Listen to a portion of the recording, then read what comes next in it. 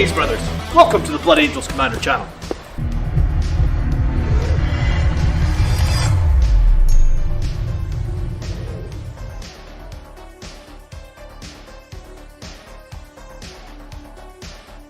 What is happening? Good evening, folks. Hello, hello, hello. Mike, Joel, Monkey Llama, hello. How's everybody? Good evening, good evening, good evening, good evening. It's hobby time, right? Get your hobby stuff ready. We're doing it. It's hobby time. What's that in the background there? I don't know what that is. What is that in the background of my stream? I don't know what that is over there. That's strange. That's not there before. What is that? Good evening, EXO. Evening, John.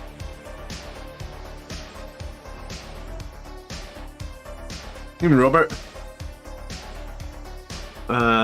You've been at the hobby the last 3 hours. Nice. I mean, you got young kids as well, don't you? I was gonna say, I get to hobby when the kids are asleep. That's how my hobbying works. But get in here, guys. Get your hobby stuff ready. Let's do something. What have I got here? Terminators. I was doing these the other night. The good old firstborn Terminators. Love it. We'll start with just putting a bit of Mechanicus Standard Grey on these Terminators. I was doing this the other night, I got a bit bored of it, so I think I moved on to something else, but I'm just going to get... The Terminators look a lot better once you get all the armor joints done, so I'm just going to try and push on and get that. Hey Zachary, good evening.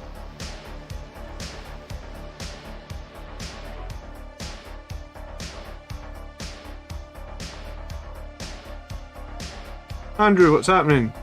Adrian's starting its Iron Warrior time. Mike says, have I opened it? Yes, Mike, I got the commission you did for me. The box arrived on Friday, so thank you very much for that. I have unboxed it.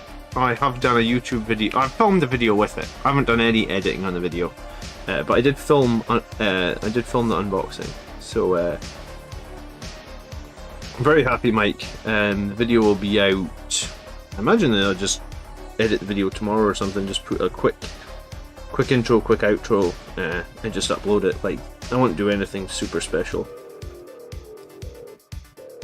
But yeah, I need to find a place to add.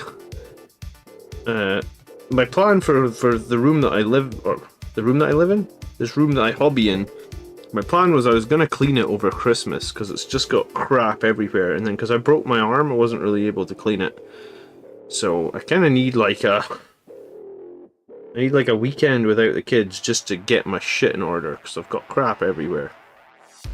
And I always see new board games I want to buy, and I don't even know if I get time to play the board games that I have, but I always see new board games. I'm a sucker for board games, man. I get so many of them, and I very rarely ever... Like, I never play board games. Like, I play them like once a year or something, maybe less. But I love board games. So I always see... I saw a new board game today, and I was like, man, I want a new board game. I mean, I don't know why. Like I said, I won't get any time to play it, probably, but I want it. I think when I was a kid, I used to just really love board games. So... And that's probably where my love of, like, Warhammer came from, is, like, playing board games, right? Well, there's just some funky beats tonight. I'm actually in the midst of getting another royalty-free track. So hopefully you'll hear that one before the end of the stream tonight. Hold on, I'm not seeing the chat nice and big. To Hit to Wound's always here. Every time I'm on live on Twitch, To Hit to Wound, you're here. How are you doing, brother? Thanks so much for tuning in. Always nice to see someone representing from Twitch. Let me throw the chat on the screen here, 1 second. There we go. John says I got an Impulsor 3 Blade Guard plus a Blade Guard Lieutenant and a new 6x4 foot battle mat. Nice, John. That's you all set up then, right? Ready to play, or you will be soon if you're not already. Andrew's painting his Redemptor. Joel is currently painting his Hero Quest dwarves. I'm finally using contrast paint. Do you know, when I get round to painting my Hero Quest, I should probably use contrast paint, because I think there was like 100 models in the revamped Hero Quest.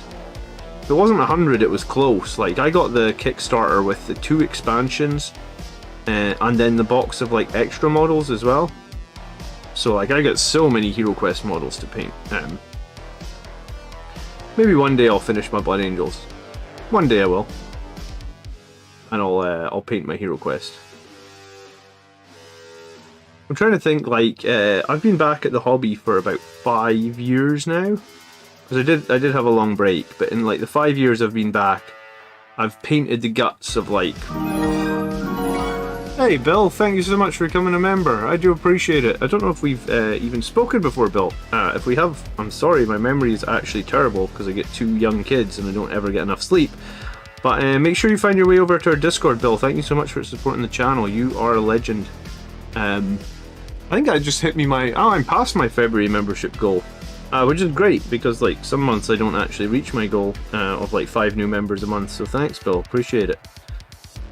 Please, you also get, as a channel member, you also get to ask a question for free every month, and it'll pop up like that. A big alert will pop up on the screen when you ask your question. So some people take advantage of that, some people do not. If you ever have a question you're desperate to get answered, that'd be the best way to ask for it when I'm live.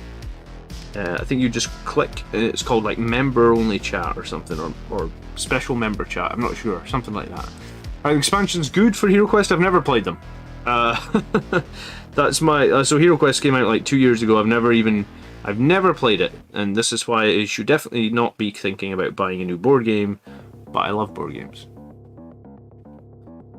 Question for y'all, if you had to choose a successor chapter, what would you pick? I think if we had to choose one, I think I did some maths on that, and I think Whirlwind of Rage is the best option. I think, because the Bursting Sixes is just generally really good. I'd probably keep like Hungry for Battle, because I love the +1 to advance and charge. I use that all the time. I always feel like I get value out of that, so I'd probably take that plus Whirlwind of Rage. The other one you could take, which would probably be pretty good, is the one that lets you fall back and charge. I think it's called Tactical Withdrawal, maybe? John's been playing on a spotty tablecloth in the dining room. We all start somewhere, John. I don't know if I've ever played on a tablecloth, but I definitely just played on like an old 2x4 piece of wood, or 6x4 piece of wood for a while. We actually just spray painted the wood green and like drew a river across it with like blue paint, and we played on that for years, I want to say. So you got to start somewhere.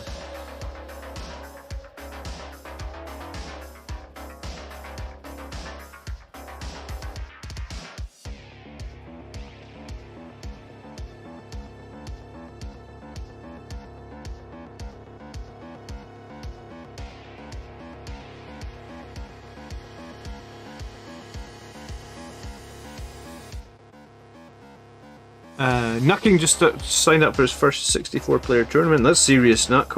When is that? Those big events are definitely challenging, because you need to definitely build an army list that can fight everything.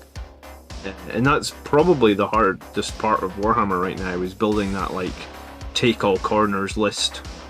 Because I don't really know myself what that might look like for Blood Angels at the moment. That's just like sort of like the new edition. I keep calling this a new edition. I guess it's a new season. As long as GW keeps releasing Space Marine kits, we'll never truly finish our army. Yeah, but I mean, I guess like I will eventually catch up. I will eventually catch up. So the only thing I won't have painted is like the most latest releases, right? I feel like I will eventually catch up. That's the goal. I think I will. Whenever I have holidays from work, I always like do quite a lot of, like from my day job, I always try and get in like quite a good amount of painting. That's why it was really frustrating for me at Christmas time, because I had a few units that I wanted to finish, and obviously with a broken arm I couldn't paint for like most of the first week and maybe about half the second week. Andrew says he had Hero Quest when he was a kid. Yeah, I mean, I had it when I was a kid. I think my dad actually sold it to us, or like, he didn't even sell it, he just gave it away to a charity shop. And like, those old original Hero Quests are worth like a lot of money. I guess my dad would have had no clue and just give it to the charity shop. I was a little bit frustrated about that. I would pay for pre-painted models if that was option. I might do that. My daughter just woke up. I'll be back in 2 seconds.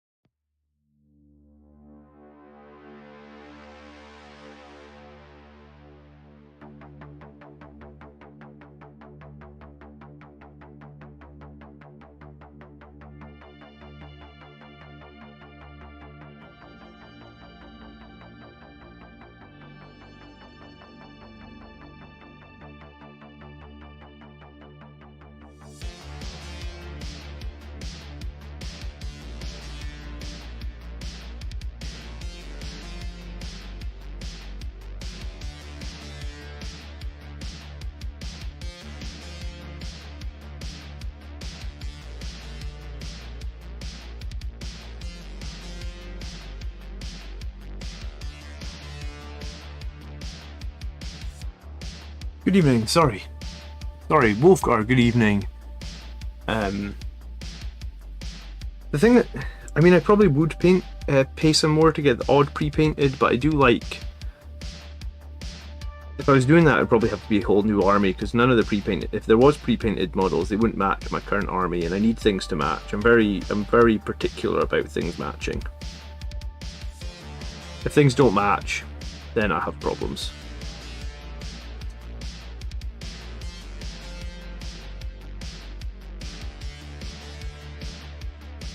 I think it's just that unified feel of your troops on the battlefield, right? Evening, Sang. Good evening. Mike, we just got started 10 minutes ago. You haven't missed much. I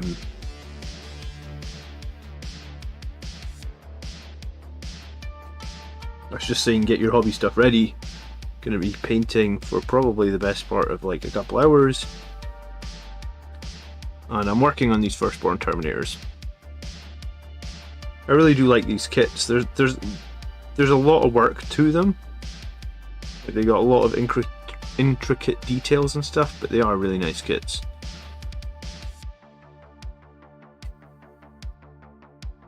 Has anyone actually played Blackstone Fortress? I never did, but I had loads of fun in Silver Tower. You know what? I actually owned Silver Tower, but I sold it because it was just one too many things for me to do. I had it like half painted as well. And I bought, what was it, Shadow over Hammerhall? So I enjoyed Silver Tower. I liked how there was like the little companion app that you could download.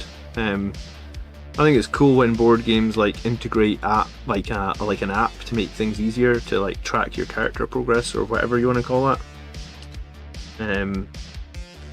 So yeah, I played Silver Tower. I have not played Blackstone Fortress, but some of the guys that play with me on my stream have definitely played it, and they did enjoy it. And they were all painting up like their own characters for Blackstone Fortress. It looked cool. At the time, I was just like too busy, I guess.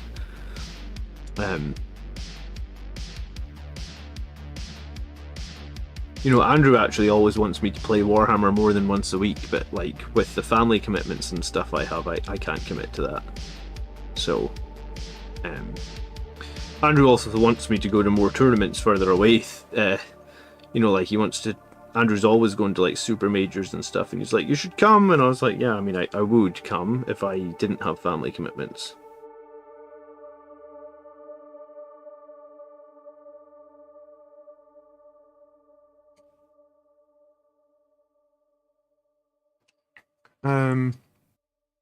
Zachary says I can't match anything. I can't tell the difference between reds and greens.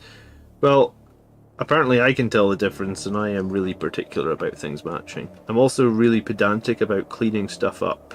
So like, even though this is base coats, I feel like I probably can't move on. Even though I need to paint like a second coat of this grey, feel like I can't move on if this guy is all messy around his armor joints and stuff. Like I feel like I have to clean that up first before I can move on, which is probably really stupid and time consuming, but that's just the way I am, I guess.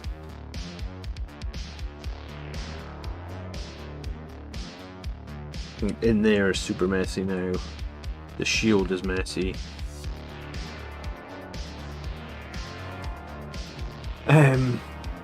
John's finishing. Frank is finishing up a ball printer. Nice.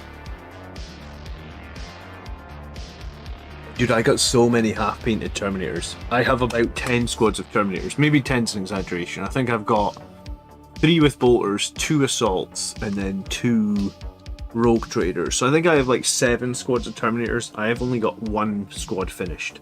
So that's bad. The new Black Library Celebration model looks nice. I didn't actually see it. Did they announce that today? I noobed out this morning. That new Warhammer book was on sale. Book 7 of the End of Eternity or whatever. The End of the Horus Heresy series. My phone was charging this morning. I'd set a notification to remind myself that that was going on sale for pre-order this morning. My phone was in the other room charging, so by the time I saw the notification it was like 10 to 11. I was like, I missed out on the book. So did anyone actually manage to get a copy of the book this morning?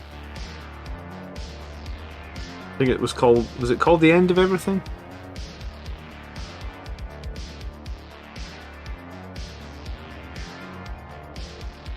Can you recommend how to do the hobby with 2 kids, a full-time job and a wife? I mean, I just try and make some time every week, but honestly, these 2 hours on Saturday night, some weeks will be the only time I spend painting or doing stuff. I spend like 5 or 6 hours a week, every week, editing and making the YouTube video that I put out on Fridays. So I mean, if I didn't do that, I could spend 5 or 6 more hours painting and I would be further on with my painting. That's why like a lot of my painting gets like 3 colours on it, it's based, it's ready for a tournament, and then I move on to another unit. I do like coming back and finishing the units off, but while I'm so limited on time, I'm sure when my kids are a bit older I'll have more time in the evenings.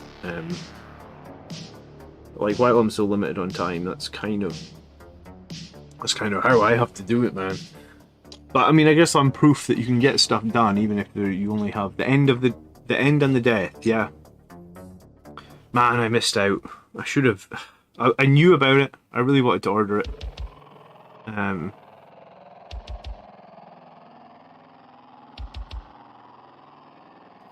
Bill says I picked up some heavy intercessors. I'm now waiting on the weather getting better so you can spray them.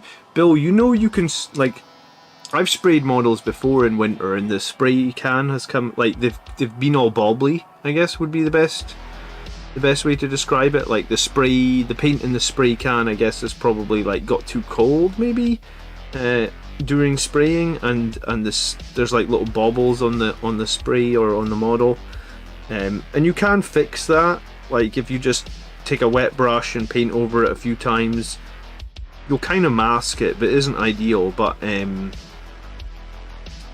I found I reckon you should test this on a model for yourself before you go and like spray, like, I don't know, a giant squad of guys or something. But I found what typically works well for me even in winter is if you put your heating on, here in the UK anyway, we have like radiators. I don't know where you are, maybe it's different if you've got air conditioning or something, but in the UK with the radiators, shake the can like thoroughly and then like lie it on a radiator for like, I don't know, 10-15 minutes or something, just so that like the paint is probably like quite a bit above room temperature. If your room temperature is like 20 degrees, if you've left it on the radiator it's maybe like 20-25. Then take it off the radiator, give it like another pretty thorough shake, and then usually if you spray quickly after that, and I guess if you're spraying outside, if you bring the model, like if you bring the can in between spraying, so maybe you like spray, I don't use like a spraying stick, I just sit them on a box and like spray one side of the models or spray the top of the models and then give them 5 minutes and then like lay them down to get like the other side or something.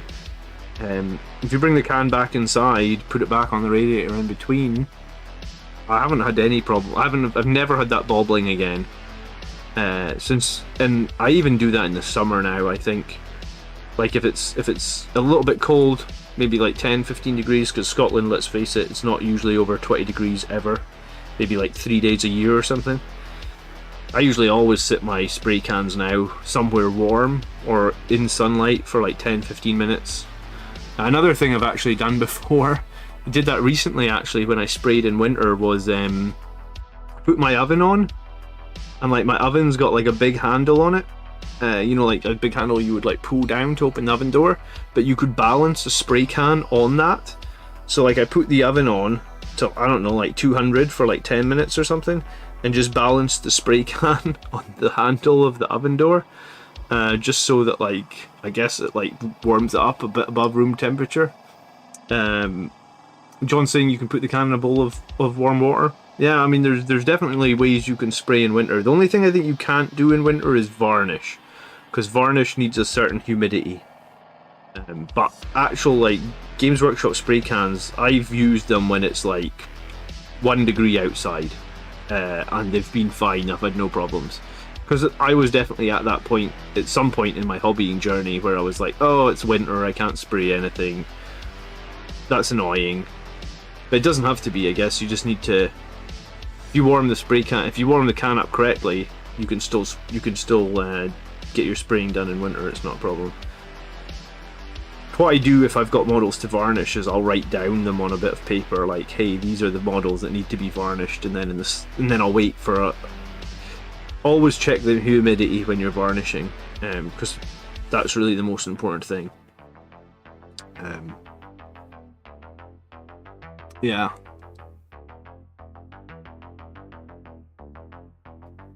It hit 40 plus degrees here, so I have the exact opposite problem. So what do you do when it's 40 plus degrees? You have to put the spray cans in the fridge or something? Like, how does that work?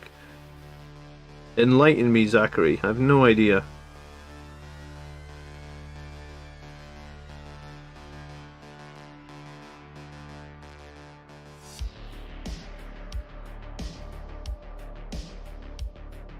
Surprised the can didn't explode next to the oven. I never put it in the oven. I put it on the handle outside the oven, and I guess like most oven seals are not like quite 100%, so it's just like a warm breeze coming out the oven. You know what it's like if you've got an oven and you're cooking cookies or something or whatever, and there's like that warm breeze coming out the oven. That's all I did. I put it there so it could get the warm breeze coming out the oven. I mean, definitely not like, it's probably definitely bad if health and safety was involved.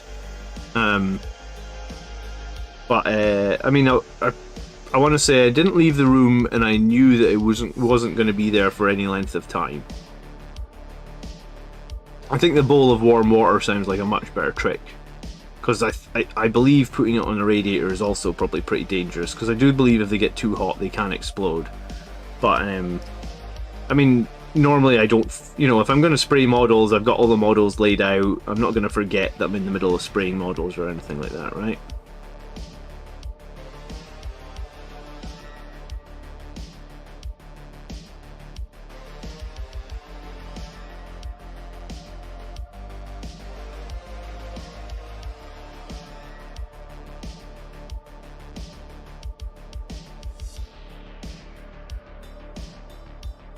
You can spray inside? I mean, I guess you can, but I mean, I still use like a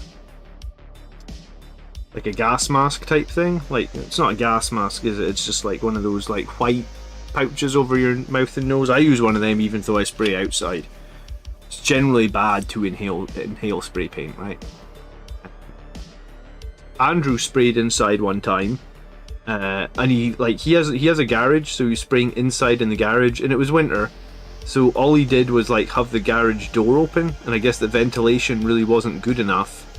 I'm pretty sure he wasn't wearing a mask, and for like a week after, he was just like he was just coughing and spluttering. I guess like he basically inhaled he definitely inhaled some paint, and probably like just there's like paint inside his lungs. I mean, it would be microscopic bits of paint, but I mean, you still don't want to be inhaling that shit, right?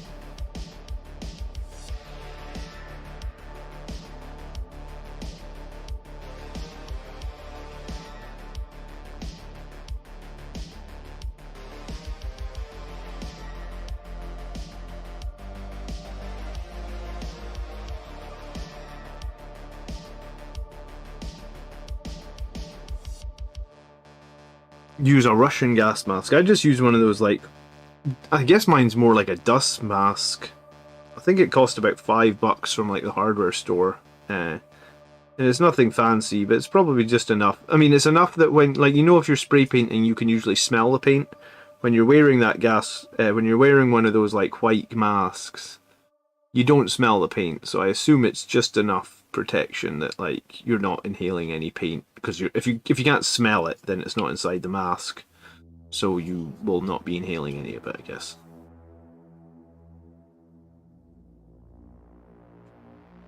So I've had this Primaris Apothecary model for forever, and I've never bothered with it. So I'm just throwing some base coats onto it. The white on it is bad, the red on it is bad. This one was painted ages ago. I'm using a painter's mask. Okay. I mean, I think it was just a dust mask. I thought it was just a dust mask? I don't know. Most of the hobby stuff I use is bought cheaply at the hardware store. Like, the clippers that I use are like... I was going to say, they're like 25 years old, and they were like taken from my dad's toolbox. Probably like his old clippers. He probably got a new set and was like, "Hey son, you can have these old ones." And I was like, "Cool." So all that's why I always, when people say like, "Oh, buy this expensive set of clippers or buy this expensive hobby thing," I was like, you can get by pretty cheap, because I've been getting by for years pretty cheap. And usually, touch wood if this never happens to me again, usually when I go to tournaments, I get compliments on my armies. Like, usually people will say like, "Oh, that looks cool, John," or, you know, whatever. And I'm always like, "Oh, thanks." Because, you know, I'm using cheap equipment, or however you want to call it. A strange looking Sanguinary Priest. Yeah, I mean, it's a Primaris Apothecary. I have been using them in the army that I've been running the last few weeks, which feels a bit weird to me. I mean, like, no one runs a Primaris Apothecary, right? But I haven't been using them, I guess.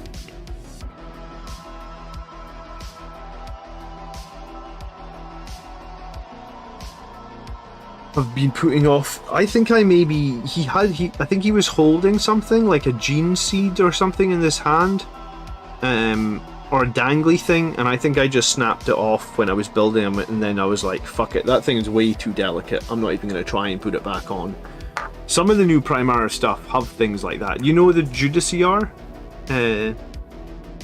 I'll show you my Judiciar at some point, because the Judiciar carries that Temper Mortis thing in his hand. If you know what a Judiciar looks like.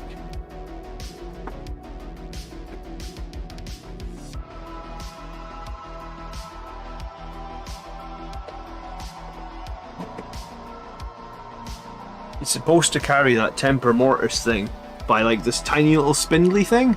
I just fucking snapped it off like the first time I used them, and was like, right, the Temper Mortis is getting stuck onto the base of the model. The little spindly thing can go to hell, and I used a hand from a Primaris Reaver and just gave him a knife, because I was like, why not? I mean, he's mainly a melee character anyway, right? He's got his bolt pistol in here. I also changed out his head. I think that's a Death Company head on that Judiciar. But I was like, those little spindly things holding that Temper Mortis, that's gonna break any time I transport it. Thanks. Yeah. See, so that's what I was saying. Like, someone just said in chat, Joel, the Judiciar looks sick. Roy as well. Thank you guys. I mean, but that's what I was saying. I'm not a good painter. I don't think I'm a great painter. I make do with what I have. I use cheap tools. I forgot. I quite like how I've done the cloak on this. I forgot how I'd done the cloak on this. A long time ago, I must have painted this guy right after Indomitus came out. But yeah, if there's a stupid little spindly bit and I don't have confidence in it working, I'll just I just snapped it off. I actually think it broke off like before. Like, I think I would have probably had them half painted and because normally I would like get them half painted, take them to a game to see if they're competitive, and if they are competitive, I continue to paint them. If they're not competitive, I put them on the shelf half painted and like move on to another model. That's how I work, right? So I probably played him at a game and thought like, cool, this guy's pretty useful, and then that spindly bit probably broke like one of the times I was transporting him, and I was like, right, I'm not dealing with this anymore. It's getting snapped off, the thing's getting painted and stuck on the base, so he still got it, I guess. Got a brown leather vibe on the cloak. That's what I was going for, man. Yeah, I used Rhinox hide, which is like a really dark brown, and then I just used, because this is the brown I usually always use, like Mournfang brown, and I feel like if you put Nuln Oil over Mournfang brown, it really looks like worn leather. So I went with the Rhinox hide, which is like a much darker brown, and then just like there's like you can see it just here, there's like a line of Mournfang just like highlighting the raised edges. So basically edge highlighting the raised edges of his cloaks with the Mournfang, just as like a way to try and give the cloak some depth or something. So again, like all my techniques for painting are really like simple techniques. Don't do millions of colors, don't do really snazzy highlighting, just simple and clean. But I guess if you stick to that and you take your time and you get it good, people will still compliment your army. And I'm sure it's people like, I know you guys are not just being nice. I mean, you probably are being a little bit nicer than you maybe need to be, but like, you can have a good looking army without having to spend like 100 hours on each model, if that makes sense.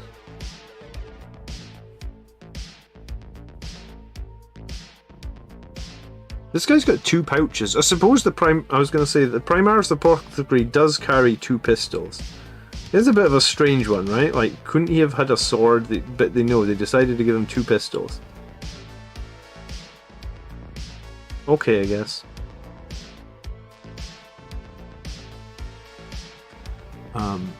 Good evening, Daniel. I keep breaking iron halos, says Sal. I don't know if I've broken that many iron halos. I need to touch some wood because I really don't want to start breaking iron halos. What used to always break back in the day were the banners. The sergeants always used to have those banners and stuff. They always used to break. They were a fucking nightmare. Terminator banners, even like dreadnoughts had banners. And they just broke like literally all the time.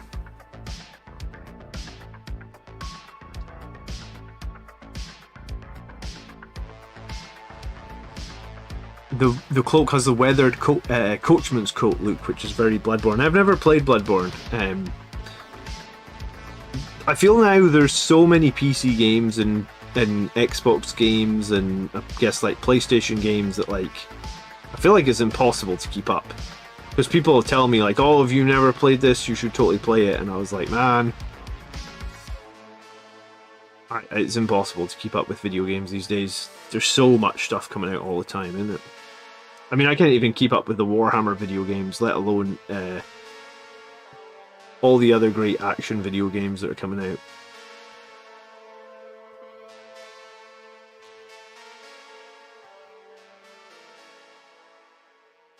I actually had, when I played Iron Hands a couple of weeks ago, I had this guy in combat and I fell him out of combat because I was like, oh, he's going to be useless in combat.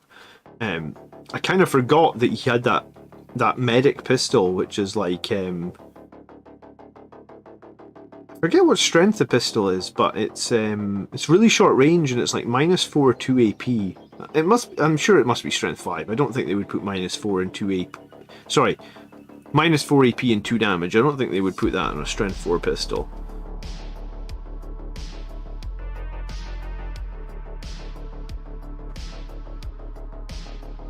It's called I forget what it's called because I think he's got an Azulber pistol and something else.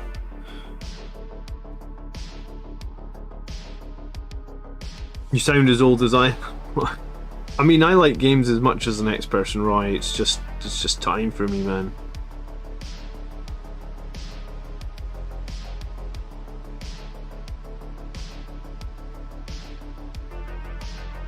I'm dreading painting all the white on this armor, honestly. I hate painting white.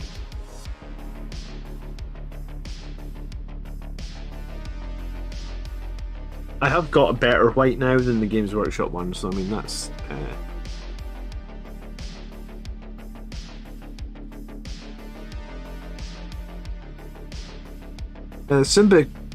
Symbatic says, gone to your videos recently after getting my butt kicked by my buddy's Emperor Children army a couple of times, been figuring out how to get past his fight first. That's very difficult. There's a few armies that counter us pretty hard, and I feel like any army that has fight last, fight first, fight on death, those are the armies that really sucker punch the Blood Angels. Space Marine 2 will be awesome, says Joel. Yeah, I mean, Space Marine 2 will be awesome. I think it's definitely coming this year. I don't think they've given a precise date, but they've talked... It feels like there's been a lot of information, and not so much this week, but the last couple of weeks, I feel like...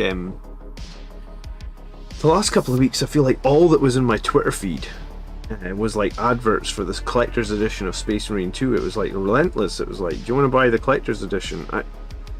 I feel like, as cool as the collector's edition is of any video game these days, I very rarely buy video game collector's editions anymore, because all they do is sit on a shelf and take up space.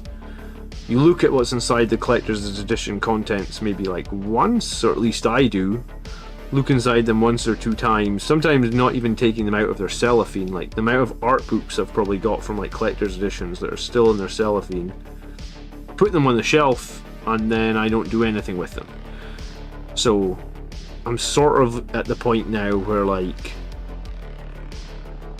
sometimes I am still tempted to get a collector's edition, don't get me wrong, but for the most part I feel like it probably makes most sense to just not get the collector's edition for me, because I don't feel like I get my money's worth out of it.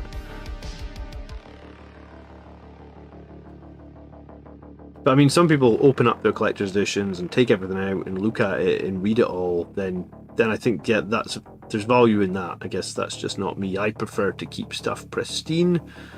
So then why am I even buying it if it's just going to stay pristine and live on a shelf?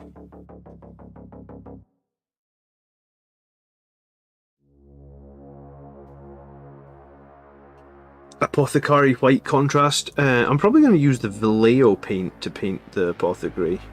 I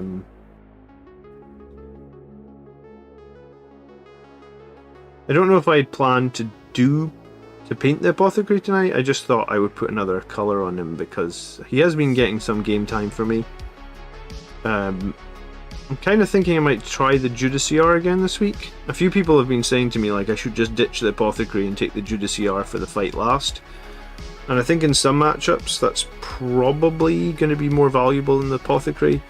And here's the thing with the Apothecary, the amount of times with an Apothecary you have a 6-up feel no pain and you think that'll help the unit survive.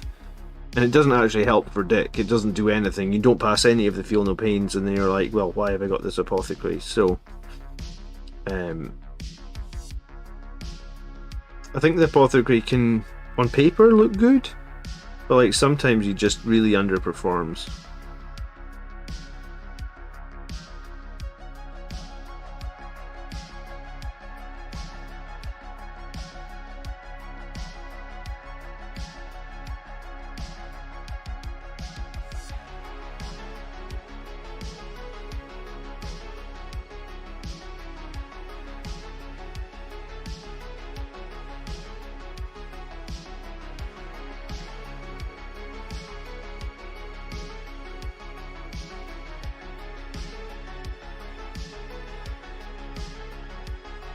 I hope we get a new Terminator kit, though. There's rumours of getting a new Terminator kit. I love painting these Terminators.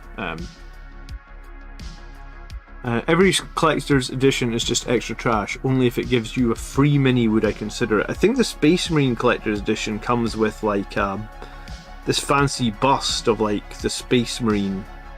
But I mean, it's not something you can use in 40k or anything like that. It's just a display piece you would sit on your desk. My desk is already covered in shit. I don't need another model filling up space. Miles, good evening, Miles, how are you?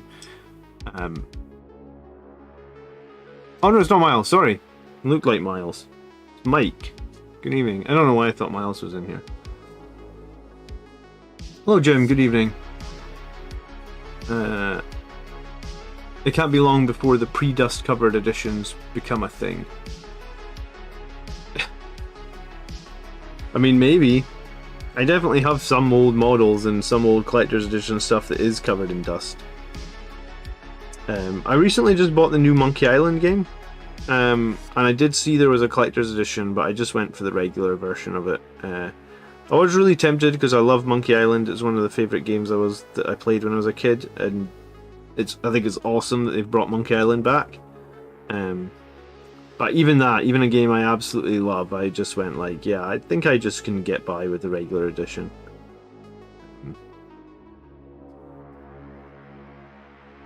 Joel says I love salamanders. I don't know too much about salamanders, honestly, Joel.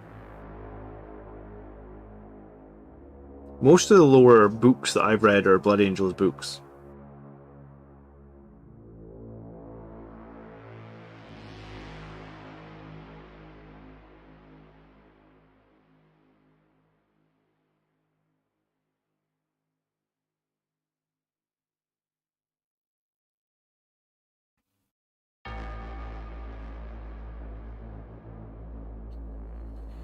Alright. I might paint a little bit of Roboto Gilliman here in a second as well. I think it'd be nice to change up. I mean, at the moment, I spend a lot of time getting miniatures ready. Like these guys, there's just a lot of there's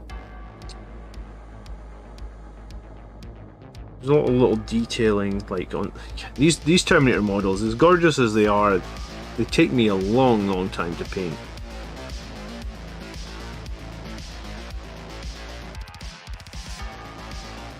Tony said he didn't like this kit. He felt they felt a bit too stumpy. I think this is a great kit. I really like the Blood Angel specific Terminators. If we get like a new kit of Terminators, or a new type of Terminator kit, I'm gonna definitely want one.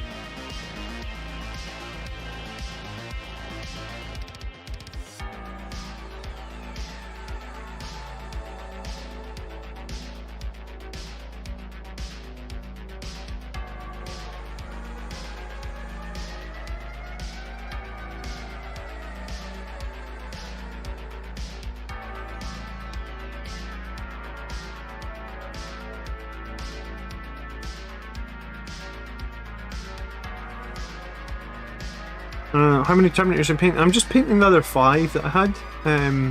So it's like so basically what I'll have is I'll have 6 painted with Thunderhammers, and I'll have 4 painted with Double Lightning Claws.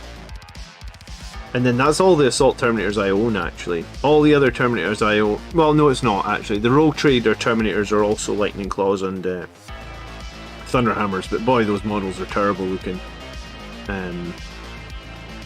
But these will be the only like plastic ones I own, and then for shooting wise, I think I have like 15 with Stormbolters, maybe even have 20 with like Stormbolters and like Power Fists, Chain Fists, sort of like a mix of those. But I would say like at least 10 of those are metal, so it would maybe be like I get 10 plastic and 10 metal of those ones. Back when I played like in 2nd edition, there was no Sangori Guard, and you were only allowed 1 squad of Death Company. Like your army could only include 1 squad of Death Company. So no Sangori Guard, you could only include 1 squad of Death Company. So like Terminators with bolt guns, and that's why I've got a lot of attack bikes. My army really was Terminators with bolt guns and attack bikes, with multi-meltas. And that was like the core of my Blood Angels list when Blood Angels were first released, and like I said, there was no Sangard. That was really what I would run on I'd say a fairly regular basis, right? And I think sometimes I would run my Ball Predators as well, actually. But I think I preferred the multi-melt attack bikes, if I remember, because, well, I mean, like, multi-meltas just generally melt things, and Ball Predators typically don't. That'd be a fair assessment. I'd love to see a Death Company Terminator unit. Yeah, I mean, That would be cool, but I guess the lore is that the second they fall to the Black Rage, they get them out there. I don't know how they get, like, someone's falling to the Black Rage and they're like, excuse me, would you mind donating your Terminator armor because you're not allowed to wear that if you have the Black Rage? And they're like, yeah, sure, no problem. I mean, I don't really know how that works, right? I don't suppose anybody knows how that part works. I imagine someone who's fallen to Black Rage in Terminator armor is very unlikely to be like, yeah, sure, here, take my armor. Just give me a minute, because I can see Horus over there and I might need this armor.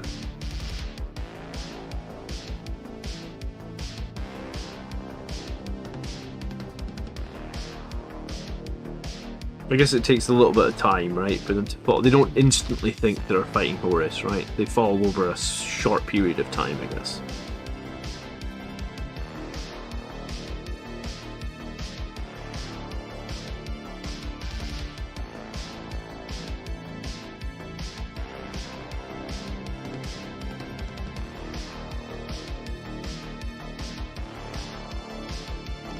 Aren't they heavily sedated? I actually don't know. I mean, they might be sedated if people catch it quickly, right? But like, yeah,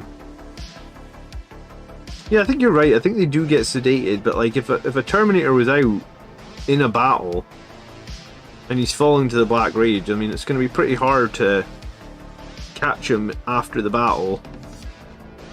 Well, it might be easy to sedate him, I suppose, but I feel like that's gonna be a pretty difficult ask. Like, hey, let's just go get that Terminator, let's sedate him, and let's take his armor. Okay, yeah, I don't see any problems with that.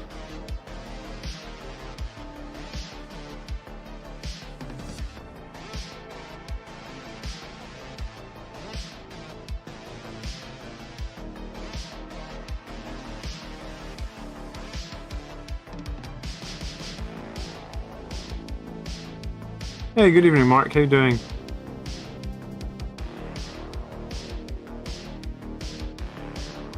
Yeah, at one point there was... I don't know what the lore is right now, but the lore at one point was that, like, every chapter had a finite number of suits of Terminator armor. So, like, every time a Terminator... Like, if they died and the armor was destroyed, it was a huge loss because they couldn't make more Terminator armor. I don't know if they've retconned that or what. I mean... Maybe that's why this new release, this new rumoured Terminator armor is Firstborn and not Primaris. Who knows?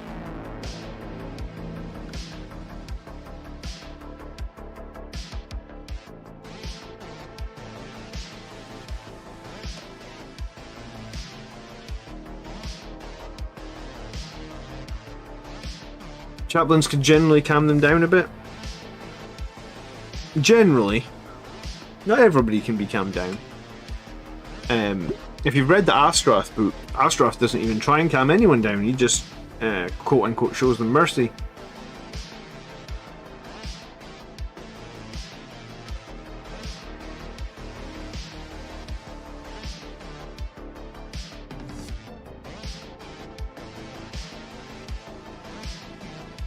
I don't know if I've ever read the Lamarta's book. Did it get a paperback release?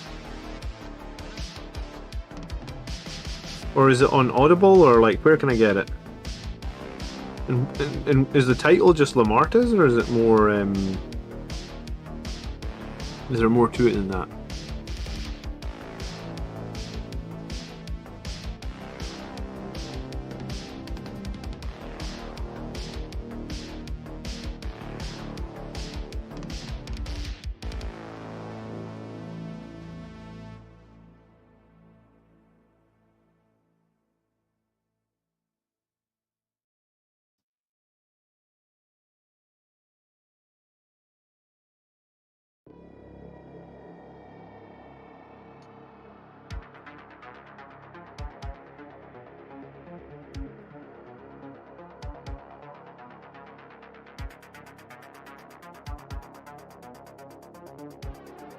Good evening, Joe. Thanks so much for hanging out. Take care.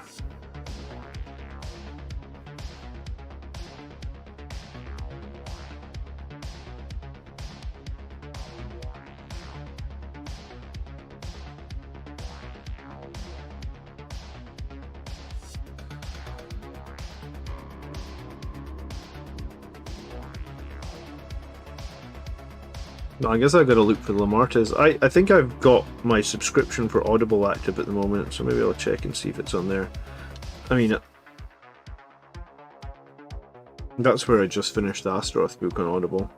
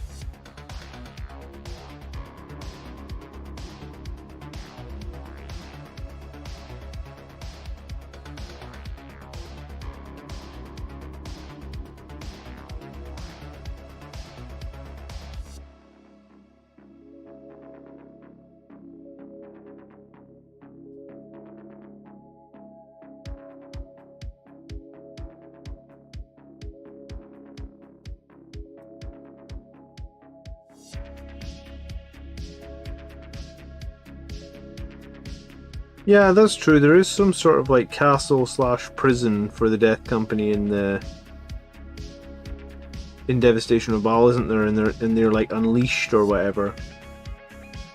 I guess it's like a giant. It must be some sort of like giant stasis thing where the Death Company are all kept for when they're needed, which is kind of barbaric, I guess, or it's kind of weird. But I mean, I guess that's our chapter. We're weird. We're weird vampires. We love to drink wine. Which is funny because I don't really care for red wine. If there's one alcoholic drink that I would generally avoid if you offer it to me, it's going to be red wine. I think it tastes like vinegar. I mean, I like vinegar on chips, but don't like to just drink it, right?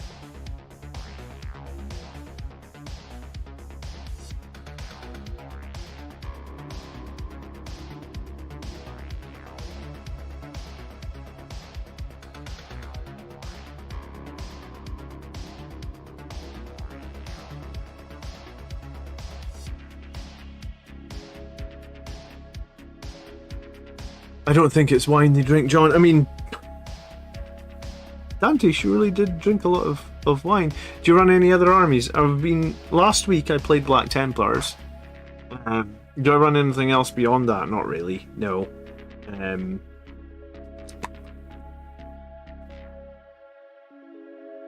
I played Kill Team, and I was making a 1,000 Sun Kill Team, but I haven't played Kill Team in like 2-3 years now, so I've just been focused mainly on the Blood Angels. I was trying to win some tournaments with my Blood Angels. I guess part of the reason to want to win tournaments was to give the channel a little bit more clout or a little bit more merit, right? Like if I'm winning tournaments, then people will be like, oh, okay, that YouTube channel probably knows what he's talking about because he's winning tournaments. Well, I came third in a solo tournament last year, and I won a team tournament in January. But I don't know, I guess I just want to try and win another tournament, I guess. I'd like to win a GT, like a solo GT. I think it's going to be very difficult for me to do, but I'd like to do it.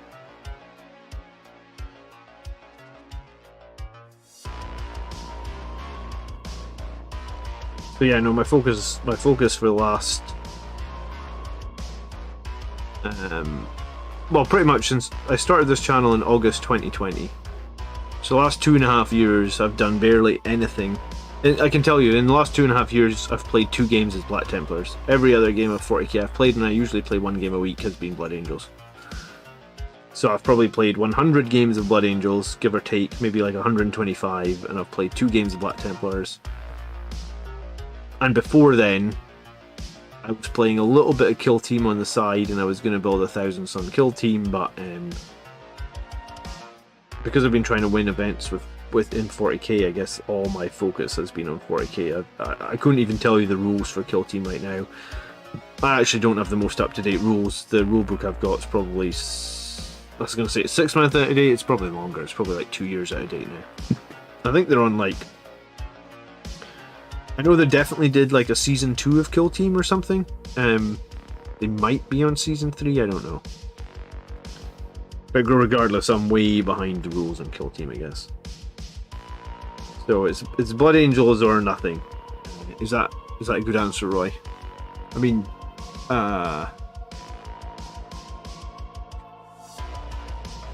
would I consider playing World Eaters? I looked at their codex this week. Their codex looks really cool. They get some really cool new stuff in that. I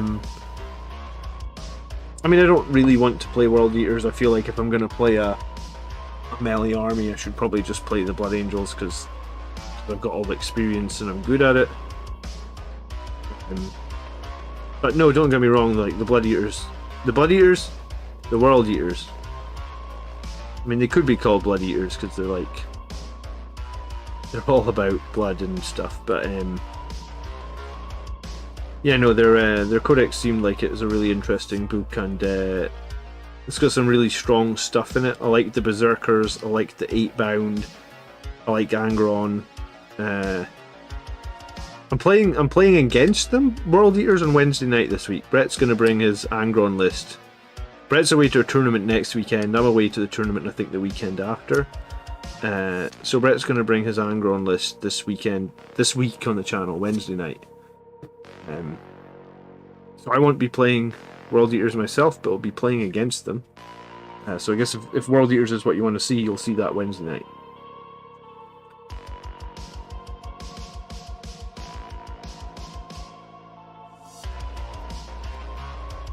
Kill Team is entirely different now. I did hear that. So what is different about it, right? Like when I played, it was still very weapon skill, ballistic skill. Just like the chance to hits and stuff were a bit more like, I can't remember. Was it like even if you just moved using a regular weapon, it was like -1 to hit, and you could get +1 to hit on targets within half range? I actually don't remember. It was so long since I played Kill Team. I probably played it like November 2019 was the last time I played Kill Team. Because I think it was the year before I started doing Blood Angels Commander. And the tournament was in November, so I would have practiced for that tournament in November 2019, I think. And then I hadn't really played Kill Team since.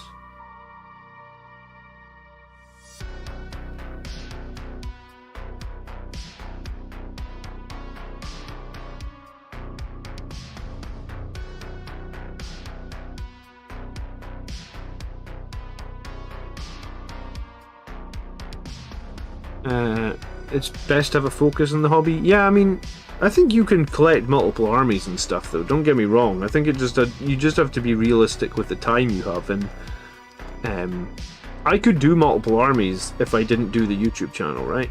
Like, if I didn't make a YouTube video every week, I could spend all that time having a second army, and I could totally do that. And sometimes I'm actually jealous that I don't have that time.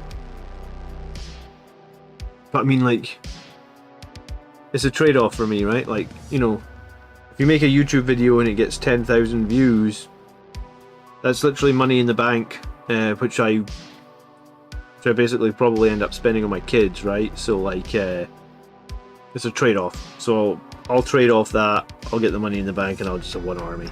I'd like to have another one, and I feel like one day I will have. Because it's not like I ever feel bored of Warhammer or anything like that. Like, if anything, I just want to have more time, right? Like, I want more time to paint models. I want more time to play games. Who doesn't? But everyone's got day jobs they need to do, right?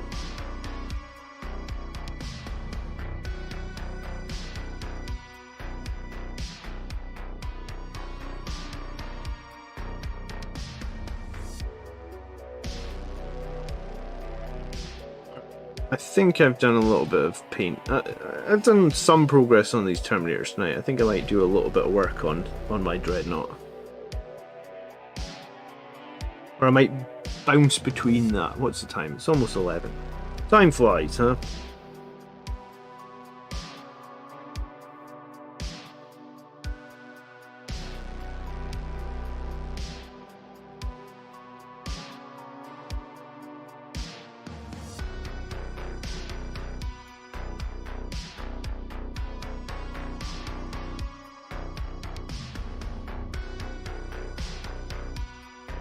I did get my commission back from Mike this week, so I've got I filmed a video of me unboxing it yesterday. I just don't have a chance to edit it, so I'll try and put that up on the channel this week. So like, Mike did me like 4 more squads of guys.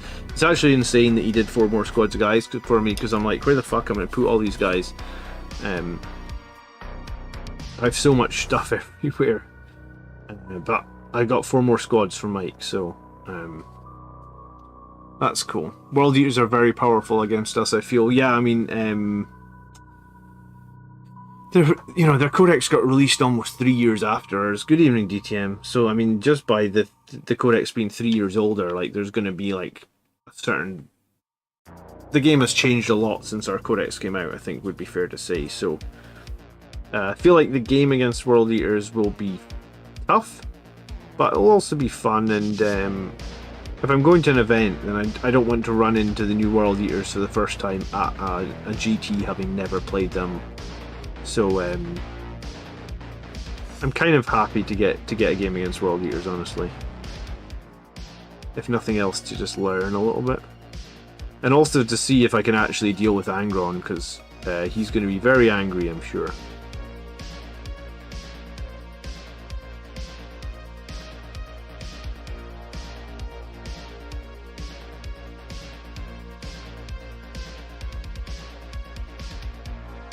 3 years ago, and you feel it. Yeah, I mean, it was December 2020, I think, that Blood Angels Codex came out. So it was very close to. Well, it will be 3 years this year, I suppose. But yeah, I mean, I think it's. I don't think you want to get your codex as one of the first in a new edition. This edition has kind of shown me that. Like, I think it's okay to get your codex 6 months into the new edition, but I feel like you don't want to be one of the first books, because even the books coming out 6 months after us, like the Sisters of Battle book came out, like, it was pretty early in the edition, but they already had a strat where it's like, this strat is almost like 6 mortal wounds guaranteed. And it, like, it's, I think it was like, I'm trying to remember the exact rule on those artifices or stormbolters, but I think it was just like, you put 4 stormbolters in a squad, each stormbolter can shoot 4 times, so you get was it you get 16 shots or something, and then every 6 is a mortal wound. I can't remember exactly what their strat was, but I just remember, like, every time it was an 80-point squad, and basically this squad could almost guarantee 6 mortal wounds every time they shot. And I was like, man, I need some of that in my codex. 6 mortal wounds every time you shoot an 80-point squad. I mean, that's crazy good, right? Someone in chat will remember the exact ruling of the... I think they were called, like, Blessed Bolts, right? Do you have any plans on how to deal with Angron? When I've seen battle reports for him, I struggle to visualize how he'd do that. I mean, he doesn't have a wound cap, as far as I'm aware, so that's probably, like, his biggest weakness, in that, like, you probably just have to rush him with, like, a squad of Death Company with all Thunderhammers, right? And, like, just basically take him out through sheer number of, like, 3 damage attacks that he's gonna fail. They can then revive him, though, and the reviving doesn't seem that difficult. So I guess you'd have to be prepared for, like, if you do kill him, they're gonna revive him. I mean, I don't see any reason why they wouldn't revive him, right? So if they are 100% gonna revive him, then maybe the better option is you actually... You don't really want to kill him, you just want to run away from him and score points and objectives elsewhere on the battlefield. And if you have to fight him, I guess you have to fight him, but if you can avoid them, it might be a better option, honestly. I think he's got quite a long move, though, right? Is it like a 16-inch move or something? Like, he's fast as well, so... Maybe you need to try and bait him into a corner of the battlefield. I mean, I've done that before. Put down a strong models into the corner of the battlefield and try and get him to come over there and, like, fight them. and then just tie him down there. Could be done. Jim's playing him tomorrow. We'll let you know how you feel. I mean, I feel like... I assume he's toughness 8. So if you charge him with, let's say, a squad of like Thunderhammer or Death Company, and you get 5 attacks or 5, so if you get the 20 hammers into him and you've got like Chapter Master rerolls, then it's like 15 hammers hitting. You're wounding on 3s, so it would be 10 saves. He saves on a 4-up. He's not -1 damage or anything. So like a squad of Death Company with 4 Thunderhammers will do 15 wounds to him on average. I mean, he only has like 18, right? So like if you can plucker off a couple with something else before that squad charges him, you can kill him. You can kill him fairly easily. It's just a case of like if he comes back every turn, and he comes back and it's reasonably cheap, then that's going to be a problem. It's 8 to 16 shots depending on range, 6s to inflict 2 mortal wounds. Oh, that's what it is. 6s inflict 2 mortal wounds. Yeah, so is it 6s on hits, or is it 6s on the wound roll that do the 2 mortals? DTM, I don't remember. Angron is T7. Oh well, he's even more killable. Yeah, so I mean, a squad with 4 Death Company will kill him in one charge, right? They should reliably kill him in one charge. The problem is just that they're going to revive him next turn, I would guess.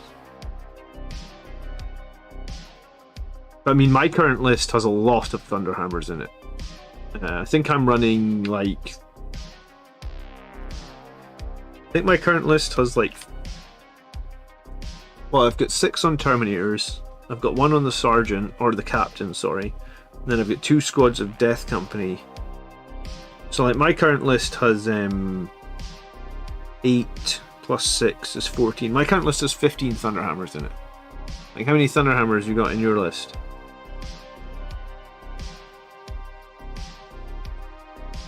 Infiltrators. I mean, Infiltrators are going to be strong against any demon army. Even more so against something like Angron that's going to be reviving and he's going to have to come back in. If you can prevent him having that... I was going to say, if you can prevent him having the opportunity to make a charge on the turn that he comes back in, it could just mean that he has to spend a whole other turn or something. Because the turn that he arrives from Deep Strike, he won't be able to move, right?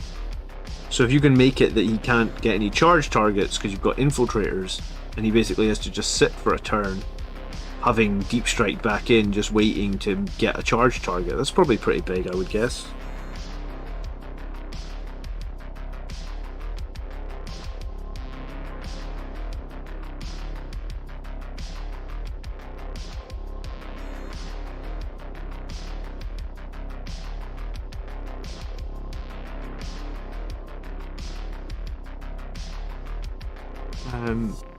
Wonder how my Falchion will do against Angron. I mean, the Falchion can kill him for sure.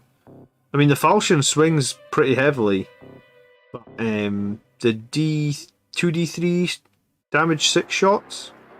I mean, you might be able to kill him just with the main cannon. But I mean, I guess if you're using a Falchion against Angron, you're probably going to want to just declare the main cannon and the laser destroyers, like both of them, into him, and just like guarantee that you just take him off the board.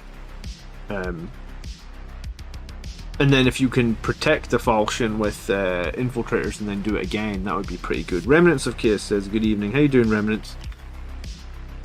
Many Thunderhammers. I mean, Thunderhammers are, even though they lost 1 point of AP, they're still, I think they're still just super critical for Blood Angels. A few people in the chat always come in and say, like, hammers are my Melta.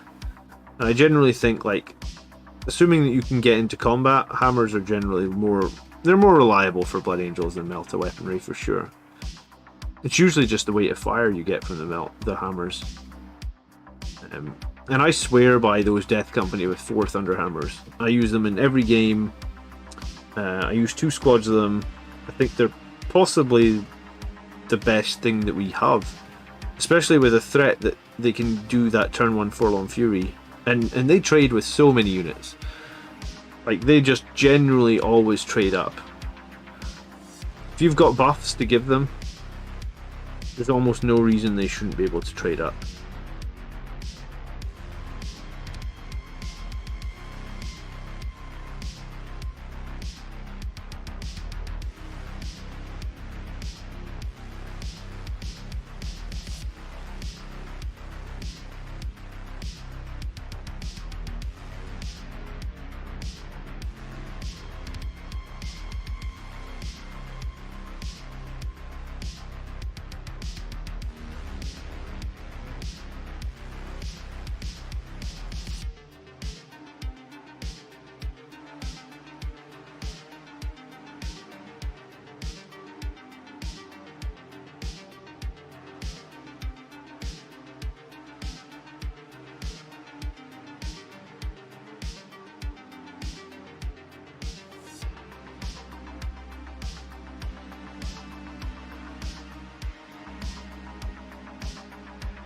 But yeah, so Angron on Wednesday night. That'll be a learning experience if nothing else, right?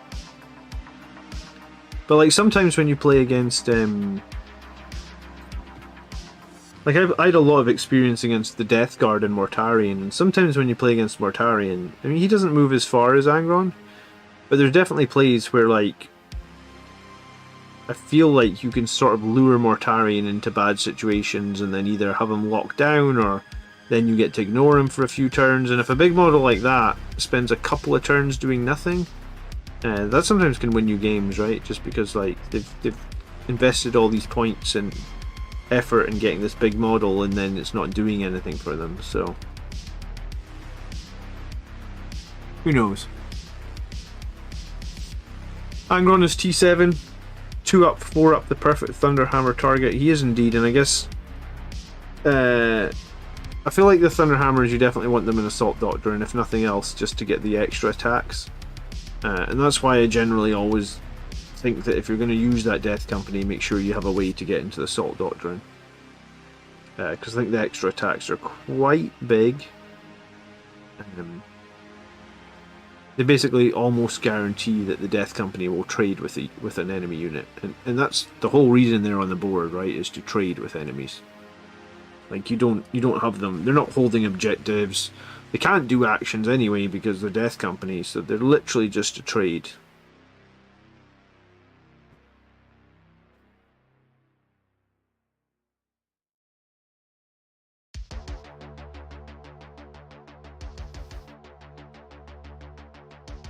Could just buy a box of Vanguard Vets. They do come with 4 hammers in the Vanguard Veteran box. It is annoying that Death Company box comes with like 1 Thunderhammer. The Death Company box comes with a lot of other cool things though. Right, like you get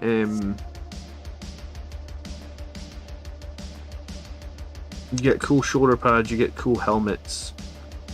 I feel like if you're new to the hobby, or if you're new to Blood Angels and you wanted to get Thunderhammer Death Company in the go, I think you could probably buy a box of Death Company and a box of Vanguard Vets.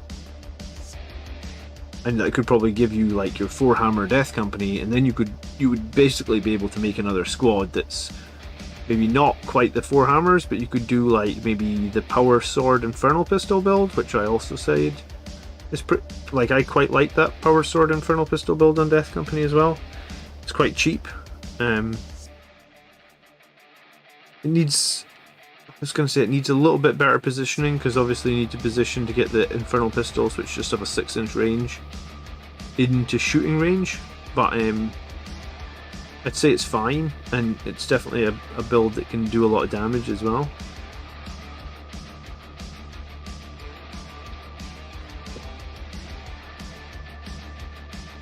One hammer Death Company squad is mandatory for us, just for the turn 1 charge. I actually think 2 squads are mandatory, Jim.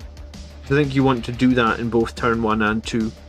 In turn 1 you send your Forlorn Fury one if you go first, and then in turn 2 you do the exact same with another Death Company unit, and like I actually almost feel like if that's all you do in turn 1 and 2 for Blood Angels, and you can get some scoring out of that, I actually think that's actually okay, and it's pretty decent, because we get a lot stronger when the Assault Doctrine kicks in.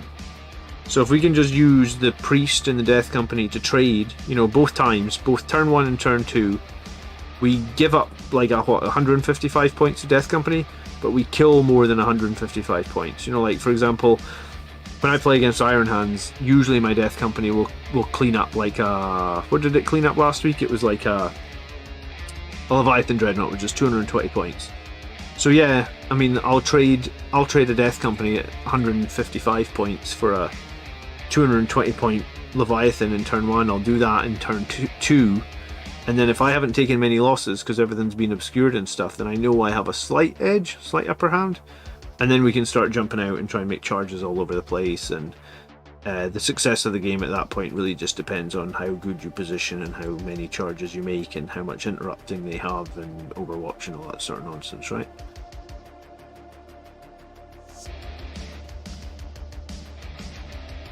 I know you aren't playing as many Sangre Guard right now, but how would you divide the Infernals and Angelus bolt guns? I'm thinking back towards bolt gun majority. I think that the bolt guns, personally are terrible. A few people don't agree with that, but like I often in games, in tournament games, you know, like if you come out into an army that's toughness 5 or an army that's got a lot of armor, those Angelus bolt guns do nothing. And the amount of times I've been in events or I've been at tournaments where it's like, right, let me fire all 10 of these Angelus bolt guns at something, and maybe they do a wound or something. Whereas like now, because the Infernal Pistols are free, like just this week I was playing Iron Hands and I just jump out and shoot 5 Infernal Pistols into a tank and just blow it up. I was probably thinking to myself, I have to charge this tank to... If I had Angelus bolt guns, I'd have had to 100% charge the tank, and then I risk Overwatch, etc, etc. Whereas like, I just have 5 Angelus bolt guns. Well, sorry, I just have 5 Infernal Pistols. In turn 3 they're -5, so none of this... You know, Iron Hands aren't going to save at -5. I'll just blow up their tank with my shooting phase, and then I'll actually be able to charge something else with the Sanguinary Guard. So, I'm running one squad with 5 Infernals. Maybe if I had more Infernal Pistols, I might even run 2 squads. I think the main thing to note with the Sanguinary Guard right now is they lost so much survivability. The enemy ever sees them, they'll pick them off super easily now. So you have to be so on point with your positioning. If you feel confident and you're able to do that, and there's enough terrain on the board and you're a good player, then I think there's still value in Sanguinary Guard, but my thought is the Infernal Pistols are far superior. But it's playstyle. You might be playing against, and I suppose you might be playing against an army that has tons of chaff units. And then Angelus bolt guns are being really useful for me. In the meta that I'm playing in, I just felt that Angelus bolt guns were terrible and they weren't doing anything for me.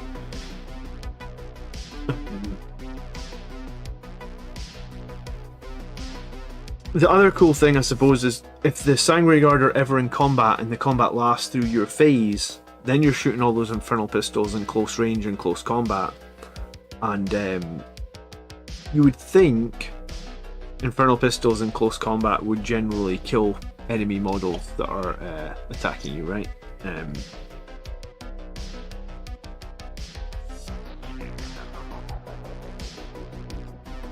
Right, here's a Teleport Homer. I have no idea how I painted my other Teleport Homer. I'm gonna grab it and copy it. Carl says, is someone getting back into 40k and wanting to play tabletop for the first time? Our websites to sell individual Warhammer bits like Thunderhammer is taboo, rather than buying multiple boxes. They're not taboo, Carl. In fact, it's good to use them, because if you do use eBay, you'll get ripped off. Like on eBay, people would charge as much as like $4 for a single hammer sometimes.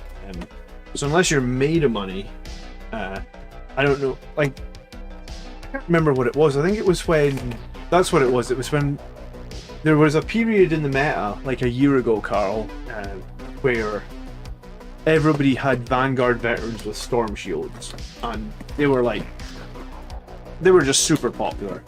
And I want to say I had like 20 Vanguard veterans, but I had like 4 storm shields, and the storm shields were honestly on eBay at like, I don't know, they're like maybe like £4 per storm shield or something. Like it's ridiculous. Like it's daylight robbery. Like it's so expensive you might as well just buy the kit. So I actually went to a third-party vendor for my storm shields, and I found a third-party vendor that would sell like 10 storm shields. They look okay. They don't look identical as storm shields. They look good enough. And he was selling like 10 of them for £8. That was a site called Cromlech. I think it's a German site. Kromlech, I think? Cromlech? I'll put it in chat. I'm sure if someone will tell you what it is. But they were a German site, and they were going to sell me 10 storm shields for £8, and they look a little bit different, but I was like, man, I'm not spending £100 to get 20 storm shields. I'm just not. The other sites you can use in the UK are called Bitsbox. I've never heard of the one you mentioned, Blitz Store, but I've heard of Bitsbox, and I've heard of another site called Bits and Kits. And I've used both of them because I'm not made of money, I guess. But yeah, I don't think anyone has a problem with you buying pieces rather than buying the whole kits. I mean, no one will even really know if you turn up, you know. No one's going to say, haha, where did you get those storm shields from? I mean, if you go to official GW tournament, they're not okay with third-party pieces. So like if I try to go to a tournament at Warhammer World, I could not run those Vanguard veterans. That would be against the rules. But for any other independent tournament, they don't care about that. They just want it to look close. And I honestly think my Vanguard vets look really cool. So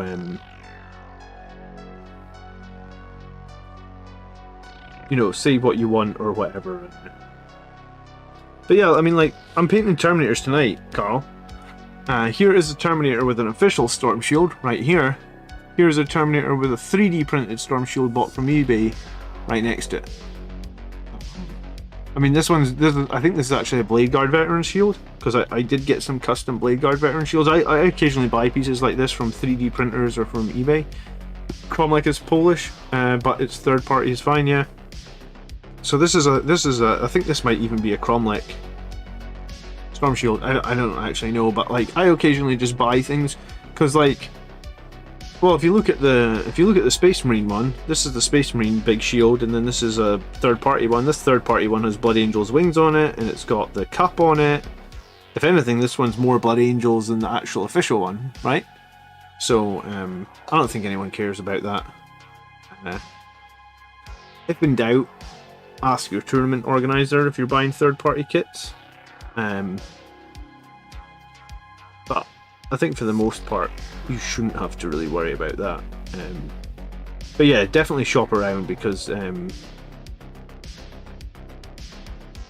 can kind of be silly how expensive people want, how much people will charge for like one Thunderhammer or one Storm Shield or something.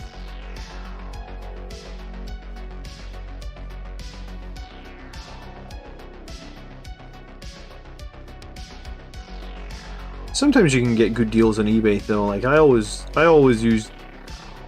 Well, let's say I always use eBay for things. I've had a lot of good deals on eBay as well.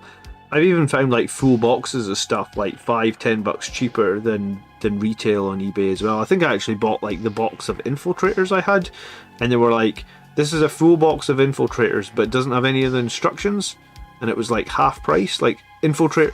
Actually, I remember this now. Actually, infiltrators were like £34 or £35 in the UK, and I found a box on eBay for $14.99. So like, if they're £35, half price would be $17. So it was like I found a box like super cheap, and all they said was like, "Hey, we've got no instructions." And I was like, "Well, I can tell from a quick Google that I can find the instructions, or I can probably just find a friend I can borrow instructions from." Worst case, the instructions aren't that difficult. You can probably figure it out on yourself. And am I willing to get it for like, what was that, £20 cheaper? Literally like 40% of retail to have no instructions? Yeah, I'll do that. That's fine with me. So no one's gonna get, the only people that are gonna get upset is if you try and go to Games Workshop event, probably at Games Workshop or Warhammer World with 3D printed stuff. Anyone else is going to be okay with it, I think. Please correct me if I'm wrong in chat if anyone disagrees with me, but I feel like that's... Oh my god, I just realised that this teleport homer here must be a Blood Angel specific teleport homer. They're kind of different sizes. So this must be a... I mean, these are both official teleport homers. This one's on a bigger base as well. But this teleport homer here must be the one that comes with the Blood Angels kit, because I just realised this one's got a blood goblet on it. So this is the official Blood Angels teleport homer kit. Okay. Didn't even know there was an actually different one. I've never painted the teleport homers before.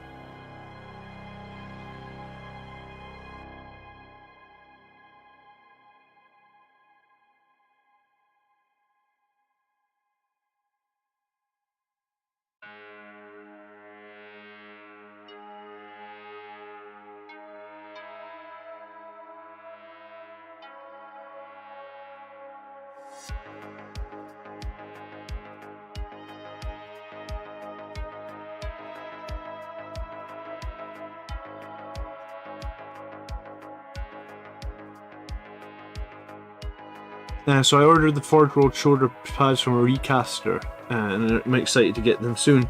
The Blood Angels Forge World shoulder pads for Terminators are gorgeous, man. I bought one set of them and always wished I'd bought a second set. My friend used an entirely 3D printed Marine Army, says DTM. He's never had any issues, but then we were in Ireland. Yeah, maybe you are. I didn't realize you were Irish, dude. Alright, cool. Maybe you're a bit more chilled in Ireland, right? Who knows? Are Irish people chill? That's my experience of Irish people. Are a bit more chill, right? What's your take on fire support for Blood Angels right now? I don't know if I have a good objective take on it. I've been doing some Ball Predators. Some people have been doing Plasma Inceptors, right?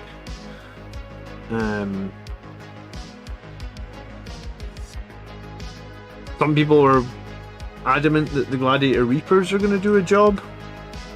I'm not sure if there is a best take. I've seen some people run Volcon Contemptors again. I don't know if there is like one specific option, Michael, that like stands out head and shoulders above the rest, that like anyone can specifically say like this must be this is definitively the best fire support for Blood Angels, and this is what you should use. I don't know if that exists. I feel like it doesn't, but I think that maybe, you know, here's the thing. Like, I thought attack bites were pretty cool when they went down, like, because they went down from 60 to 50 points. And then some people said like Land Speeder Tornadoes are pretty good now, but we haven't actually really seen that many people run those, and I don't think we've seen anyone really win an event with those. So yeah, I'm not sure I can really answer your question. Someone went off on me in my comments actually yesterday saying that like I have PTSD about Plasma Inceptors, and I was like, I just don't like plasmas that kill your own model. Like, I've run plasmas a lot. Because I ran Redemptor Dreadnoughts, ran them just this week actually. I think plasma, when it inflicts a mortal wound to you, is fine. I run that all the time. Plasma that kills your own model when you roll a 1, I just don't like it personally. I guess I roll too many 1s. Every time I do it, it feels bad. So I just don't do it, right? Like, if you play something and you generally feel that it's bad for you or you don't get value out of it, why would you keep playing it?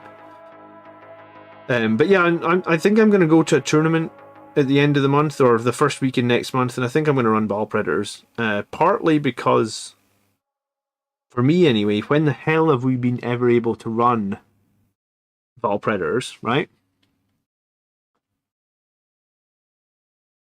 And so that's the first thing. Like, when the hell have we ever been able to legitimately run Ball Predators? Well, not for years, I suppose, right? And two, it's a bit of a wacky season, right? Like, no one really knows what's strongest yet. People have different opinions. I like making my own list. I don't like copying lists off the internet. I feel like that's part of the hobby I really enjoy, is making the lists and figuring out and doing well with a list that I came up with. So because of that, I'm probably going to run some Ball Predators. I see you're here, Highland Phoenix, and if I had 40 more points, I would run a Reaper to that tournament just to make you happy, but I don't think I do. I was actually thinking I might drop one of the squads of Terminators, right? I've got 2 squads of Terminators in that list. And I was thinking what I might do is drop 1 squad of the Terminators, which is funny because I'm literally painting Terminators right now, which I thought was going to... The reason I'm painting them is I thought I was going to be running them at the tournament. I was thinking that if I drop a squad of Terminators, I could take like the Death Company with Infernal Pistols and Power Swords, because we know they're super cheap and we know they're actually a really killy unit. And early in the game, if you can't get a good trade with the Thunderhammer Death Company, you could throw that Death Company out instead, still use Formal Fury, you know, and get a trade with them. But I think the main reason that I like the idea of them is they're 50 points less than they're 50 points less than the Terminators, right? So basically it opens up 50 points, and I was thinking Voidsman at Arms, right? Because secondaries are interesting now, or difficult now, because we lost Fury of the Lost. If you have got a squad of Voidsmen at Arms in reserve, along with your infiltrators, you can guerrilla tactics. It does mean that, like, worst case, I feel like you get 8 points for NAC1 data. So if there's nothing good, you could always just fall back on NACMUN. So I guess it's a question of, like, do I feel it's worth giving up a squad of Terminators for a squad of Death Company with pistols and then the NACMUN data? Maybe?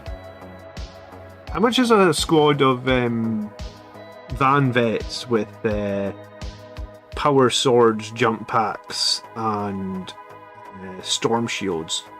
They're like 28 points per model, right? I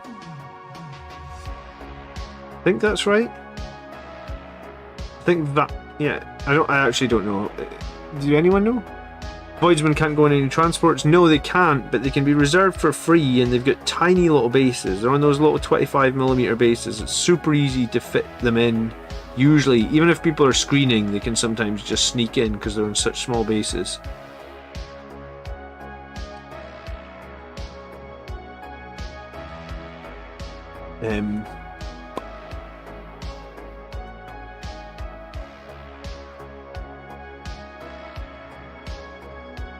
28 points per model. The Sergeant gets a free Relic Blade. I suppose you could take an Infernal Pistol on the Sergeant as well, so you would end up with, like... That would save me 25 points. See, that's not enough. I don't know... I mean, you could take Servitors, but Servitors are unreliable for NACMUN data. I also just got a Terrax Siege Drill. Like, it literally arrived in the post yesterday. And it's fully painted. So I was thinking, like, maybe I give up one of the Ball Predators and take the Siege Drill.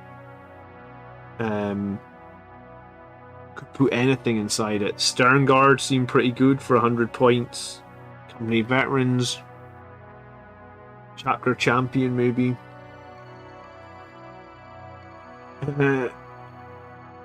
If the Balls get time in the sun before the Firstborn retirement, so be it. I don't think Firstborn are going to be retired. I really hope they're not. I really hope they're not.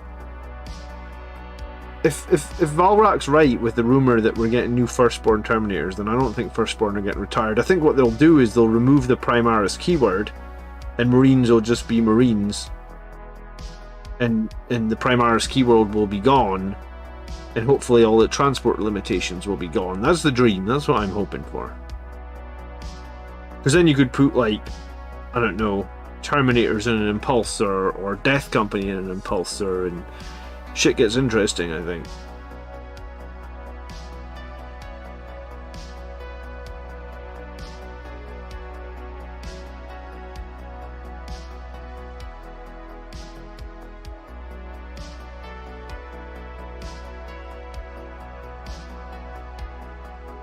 Converts are 20 points, Jump Pack's 3, Power Fist is 5, Storm Shield is 5. Yeah, so it's 28 if you go... It's 28 if you go Power Sword and Storm Shield. The problem is I don't have enough guys with Power Swords and Storm Shields. I've only got, like... I've got a lot made with Lightning Claws. I've got Thunderhammer ones, I've got Power Fist ones, I've got Chainsword ones, and I've got Lightning Claw ones. So I've literally got them made in every combination, because I made 20 of them. I literally have, like, multiple in every combination, with some of them even magnetized, but I don't have any with fucking Power Swords. It's always the same, isn't it? It's always the one option you don't have, is the one that suddenly comes viable and you need. God, this is why I'm never finishing my hobby, you know that? This is why I never finish the Blood Angels army, because something always comes up like this. Kick my ass.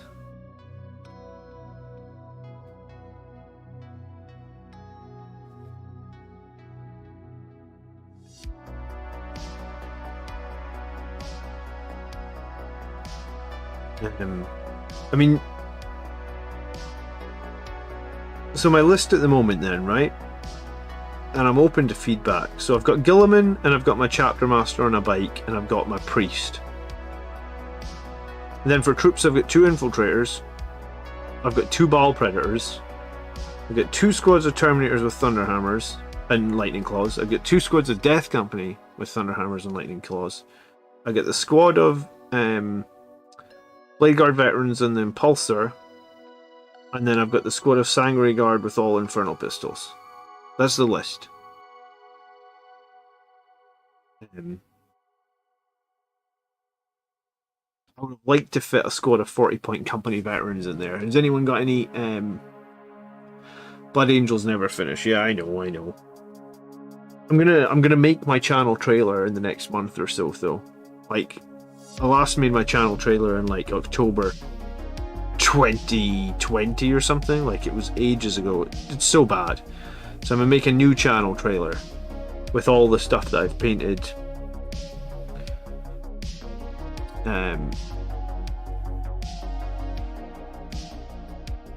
I'm looking forward to making the new channel trailer, actually. I wanted to make it over the Christmas holidays, but Broken Arm had another thing to say about that.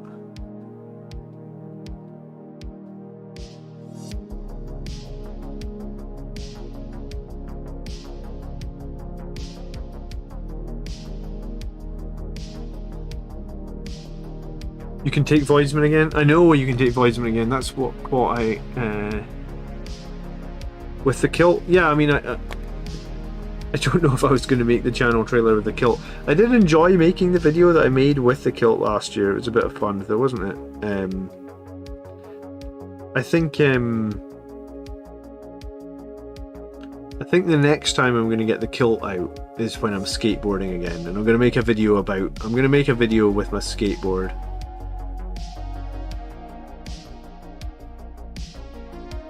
Just cause. Kilted skateboarding Warhammer player. I don't like the priest in the list. He doesn't buff Bals, or BG, or the Blade Guard veterans because they'll be in a transport, or the Terminators and the Deep Strike. Technically, it's not a priest, Highland. It's a Primaris Apothecary, and he's in the transport, and he's got rights of war. So my chapter master has Gift of Foresight and Quake Bolts, and the priest has rights of war. I don't actually wear knee pads with my skateboard. I've never worn knee pads, actually.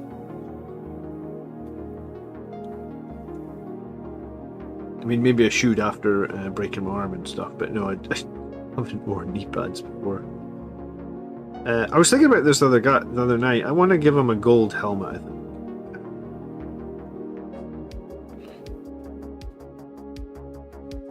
Yeah, I meant Primaris Apothecary. Yeah, because I don't have the points for a priest either, I guess. A lot of people have been telling me to drop the Primaris Apothecary though and replace them with the Judiciar, which I could see as a good... Like, I see that as a good option. I do see that as a good option. Just... I also see resurrecting a model and making like charge distances lower with a priest as a pretty good option too. So, I'm not 100% sure. I mean, I'm playing World Eaters this week, right? So like, there's a very conscious thing about like, hey, against World Eaters, it would be really good to have a Judiciar. But you know, if you're playing a lot of other armies, right? And I generally do play a lot of other armies, right? There's a bit of fluff on that model. Like shooting armies and stuff, or mortal wounding armies, then the priest can be pretty useful. He can be worth his weight in gold sometimes. So it's a tough one to know. I guess the answer is I don't know. I thought the corpse was going to be an Iron Warrior. I changed my mind. It's going to be a Dark Angel because I feel like that makes the potentially a traitor, right? I thought for a minute it was going to also be an Iron Hand, Maybe that's what we got confused with. But I decided it's going to be a Dark Angel. I've never painted a Dark Angel, so I thought that would be cool.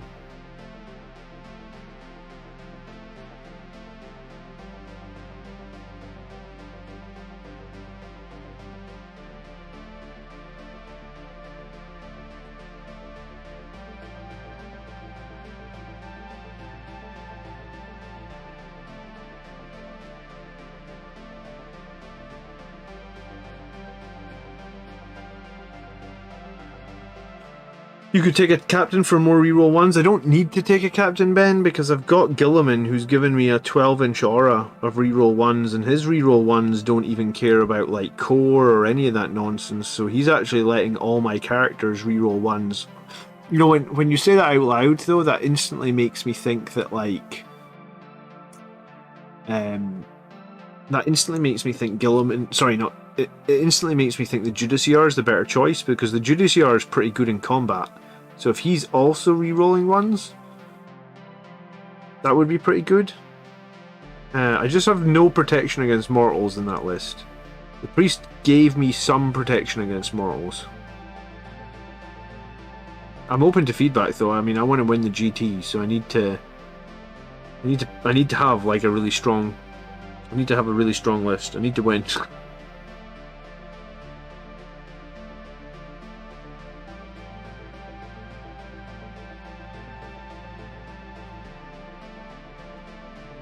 Hey Raziel, good evening.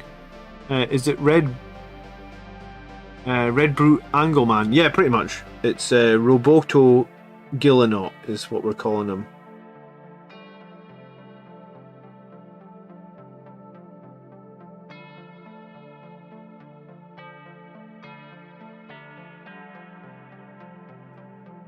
I actually think he's better for Blood Angels than he is for Ultramarines right now.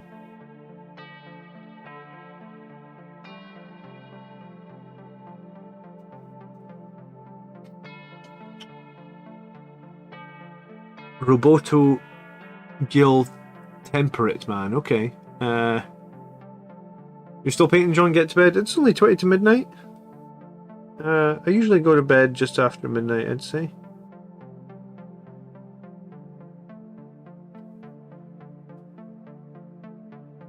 Good evening, though, Chris. How you doing?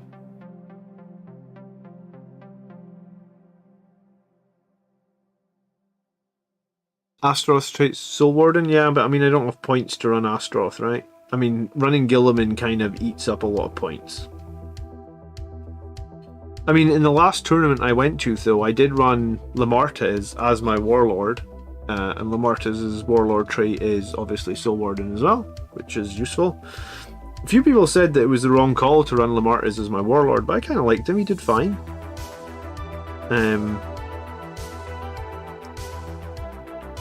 Lamartez was pretty good in combat. I was surprised at how useful he was in combat as well.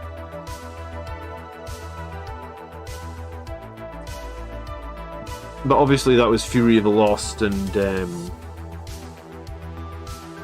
man, I just got good at playing Fury of the Lost and they remove it. That's usually how things go for me. I get good at something and they take it away.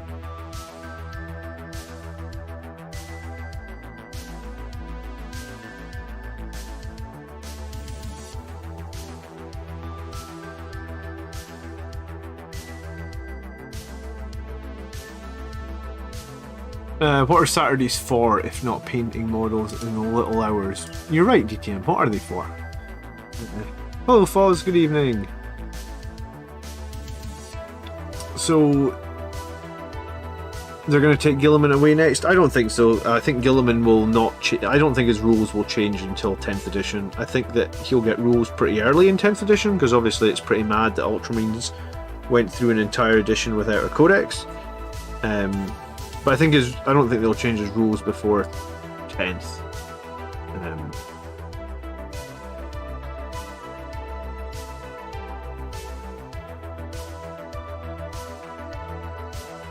So who knows? I mean, I'm just guessing, right? Are you allowed to use Death Visions on Lamartez? Yes, if your tournament organizer agrees and you use the stratagem. Because he has It's very strange. It's like if you use the stratagem, it doesn't specifically call out that you need to have the death vision keyword. But if you just want to use the death vision without the stratagem, you need the death vision keyword. So it's like an oversight. So you need to check that. But I was able to use it. It's very strange.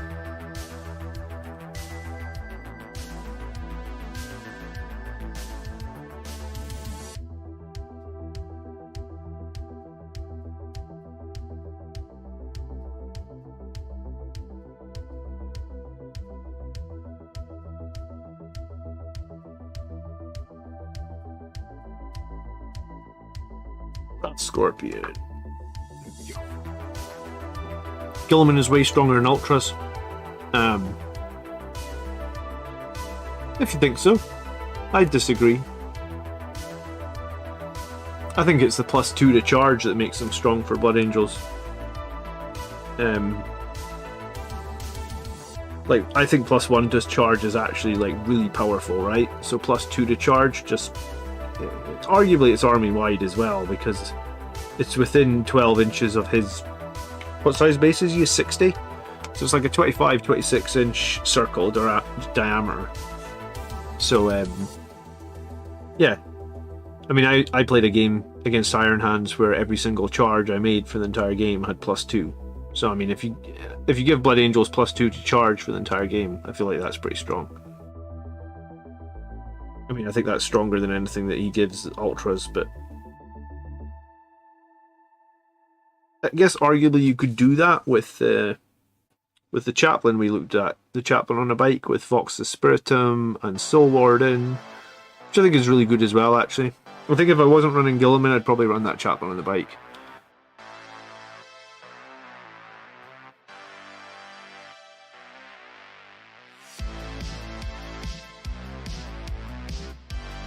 I mean, there may even be something to be said that Chaplain on the bike list is stronger. But I guess probably no one has experience. So the Chaplain on the bike list is probably stronger, but I want to say nobody has experience playing against a Blood Angels Gilliman. So if no one at the tournament has any experience against it, you could argue that that's stronger because nobody knows what the fuck to do against it. And I guess you know yourselves, when you play at a tournament and you play an army or a combination or a combo that you've never seen before, you generally don't have a great game because you're like, I've never seen this combo before, I don't really know what it does, or I don't really know how to counter it, or I don't really know why it's strong, and then at the end of the game you go, oh right, that's why it's strong. What's your thoughts on Chaplain on bike versus jump packs? I prefer on bike. I am a player who generally prioritizes survivability over all other metric.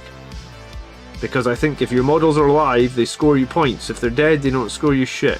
So I generally always prioritize, like, if a character could take like a relic that gives him like, you know, like +1 to his damage, or he could take a relic that would give him +1 to his save, I would probably always take the one that gives me better save. Because again, I just think, well, +1 to damage is great for that one turn he's alive, whereas if I save and survive an extra turn, then I get 2 turns of damage.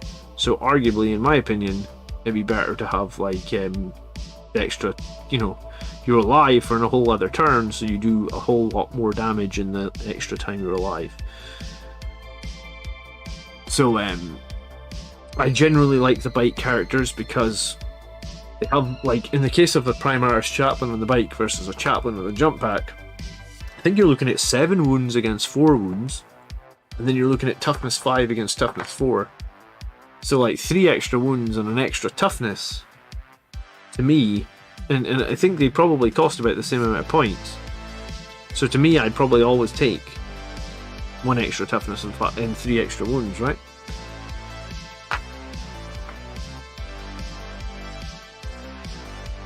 John trying to... I don't think I'm trying to kickstart the new meta, James. I'm just trying to do something unique that no one else is doing. And I'm trying to have fun. Fun is my main priority right now because I think that this season is very, very strange. I think the strategic reserve rules borderline break the game, the competitive game. Like, if you go back to like last season, like a really competitive season and just said to people, oh, you can put anything you want in reserve for free, people would be like, well, that seems a bit broken, or a bit unbalanced. So yeah, the new strategic reserve rules for me, I do think they kind of break the game in terms of competitive play. So I think this is a season to not try and take too seriously, because I think if you take it too seriously, you'll be upset, because I don't think it's the most serious of seasons. And I think I think like the mistake with the Plasma Inceptors as well, right? Like Plasma Inceptors came out, they're going down to 40 points for like a hot minute, and then they're suddenly going back.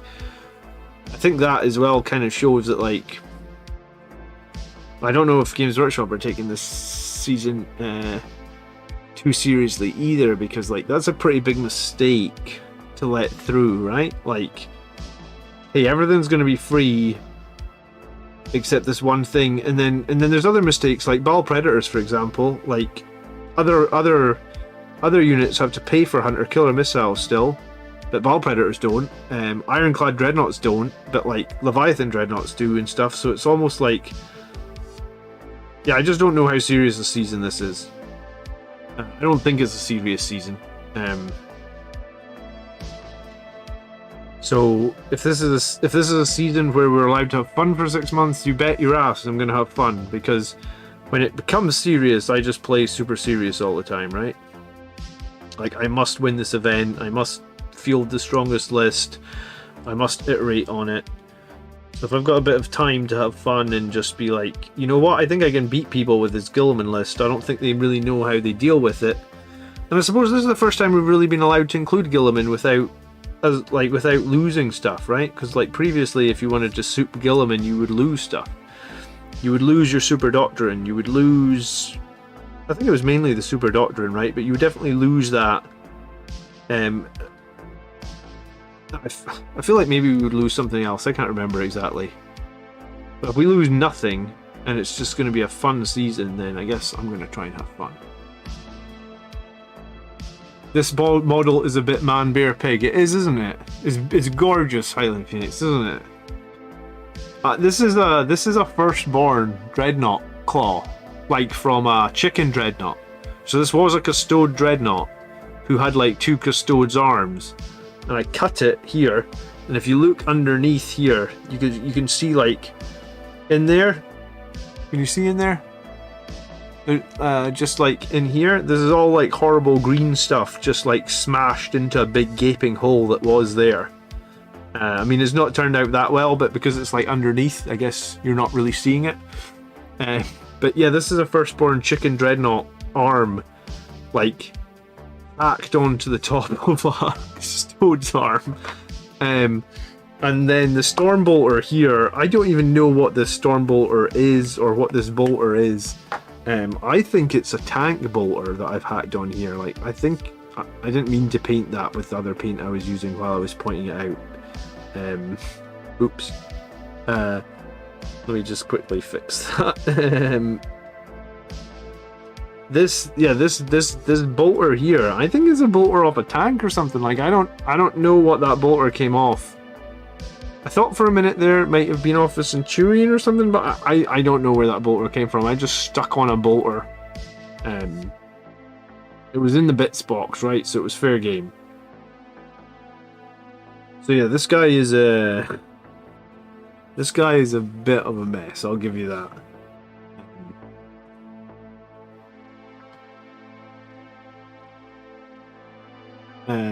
Our Blood Angels Dreadnoughts still don't have core. I mean, yeah, that's kind of silly. 3 years on. Consider the Purgatorus for the Primaris Apothecary for a Gunslinger pistol. 4 shots, AP -3, damage 2. What's the Purgatorus? It's a pistol 3, is it? A pistol 4? I mean, I do have a command point for another relic. I mean, no one. Like, I guess that goes. Highland Phoenix. It looks like the underarm bolter from the Dreadnought, but without an ammo feed. Maybe it is. Honestly, I don't know. I don't know where I got it from. This is definitely this. I like that Man Bear Pig. What's that from? That's from like Family Guy, isn't it?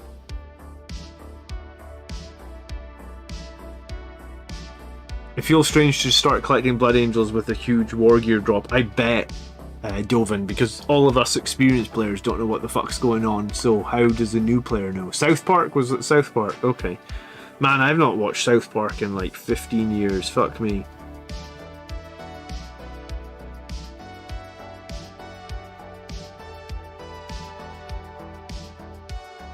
I think last time I watched South Park, honestly, was season 10.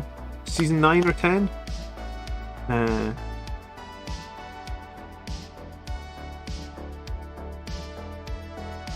Targator is an 18-inch pistol, 3, AP -3. He has a 6-inch AP4 already. He can't shoot both though, can he? Or can he shoot all his pistols? Can he shoot both pistols? It's not often a model has 2 pistols. What's the ruling there? You can shoot both?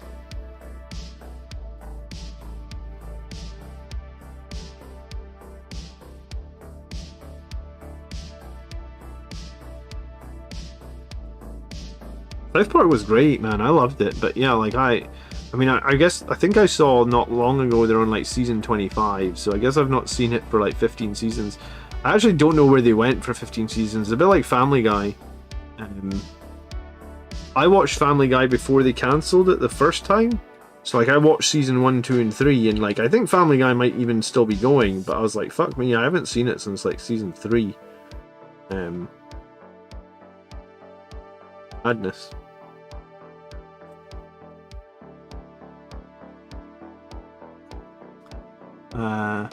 You can shoot all his pistols, all non-pistols, or a grenade. Okay, wow. So you can get 4 pistol shots for 2 damage. I mean, that's not bad, is it?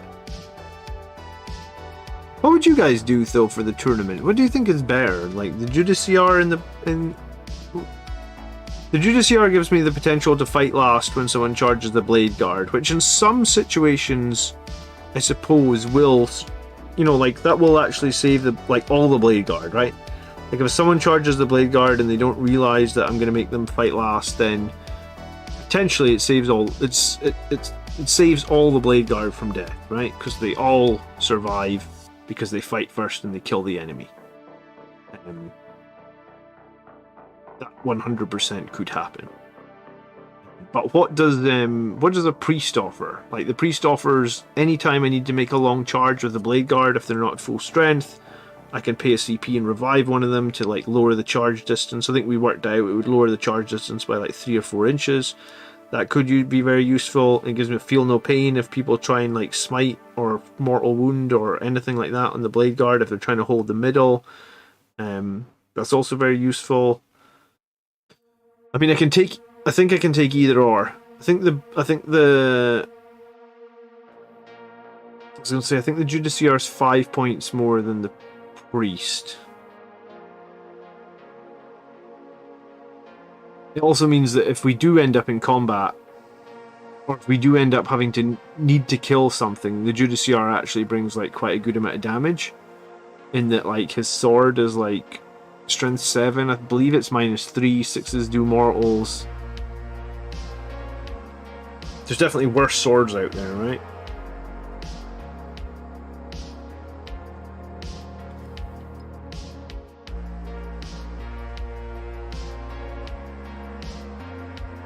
Family Guy's on Disney Plus. That's funny considering the first time they cancelled Family Guy they thought it was like too edgy and stuff. Now it's on friggin' Disney.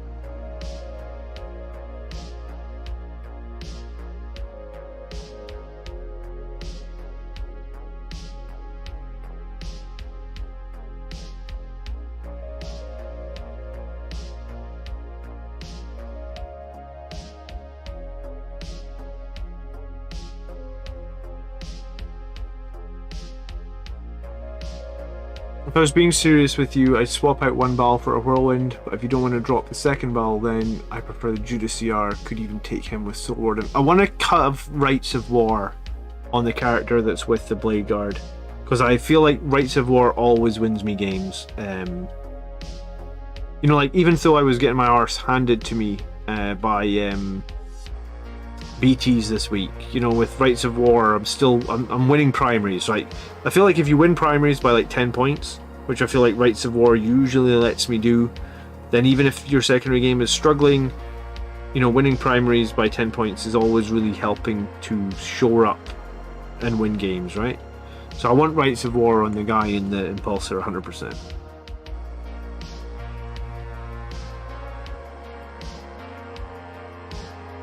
It might be a crutch for me, but it's a crutch that always puts me ahead, always gets me points.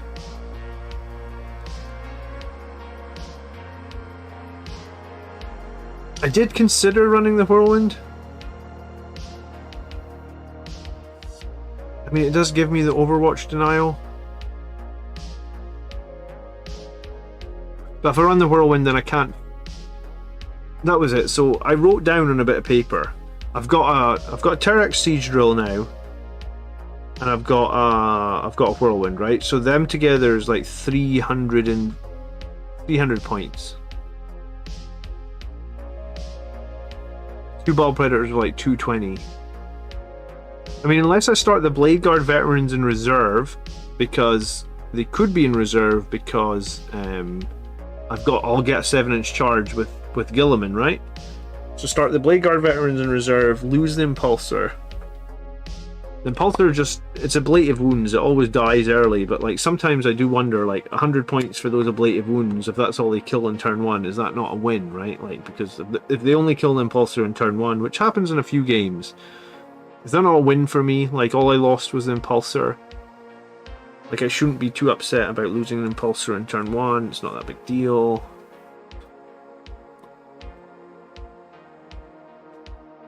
I could take the Whirlwind, I could take the Terrax. That's 305 points. 2 Ball Predators is 220.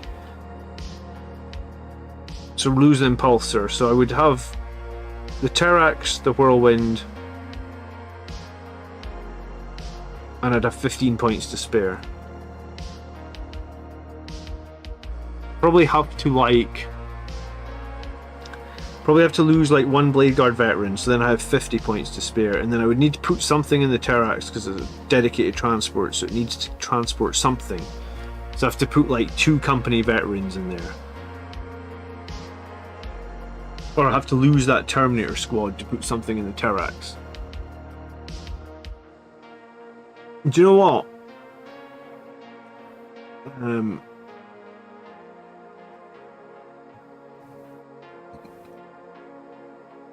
A Landspeeder Storm is a cheap transport for some scouts. Yeah, but I don't have any storms, unfortunately.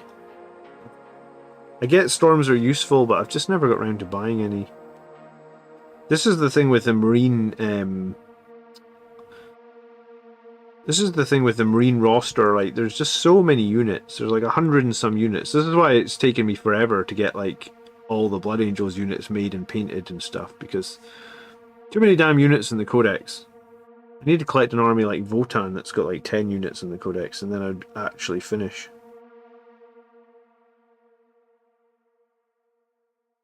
Alright, it is dead on midnight, guys, and my eyes are starting to glaze over a little bit, so I'm probably going to be out in the next 5 minutes. So what I was thinking I might do is might put together a quick idea for how I could tweak my list tomorrow. And then at the end of tomorrow night's army list show, we could just talk over it for 5 minutes, and you guys can maybe tell me which one you like the most. And I think I've got time to get 1 or 2 practice games. I've obviously got this game against World Eaters this week. I maybe got time for like 1 other practice game the week after.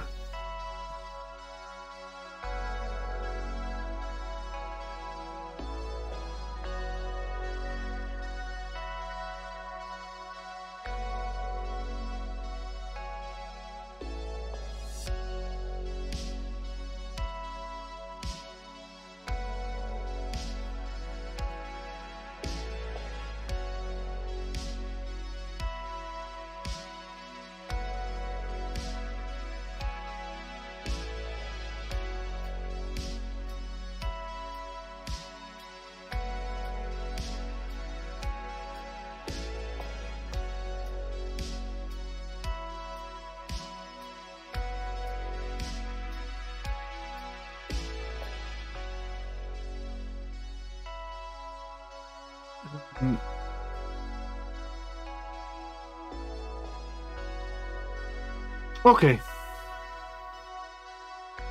So you guys are very mean on me switching armies. I literally, like I said at the start of the stream, I've literally played 2 games as not Blood Angels in like 2.5 years.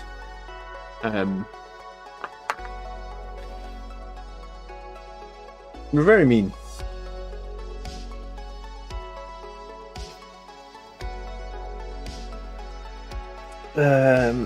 Yeah, I think. Well, I'm definitely taking Blood Angels to the tournament. Right? It's just a case of what. And I guess there's 3. I guess like. I think a siege drill with a 7-inch guaranteed charge and some units inside it could be very good.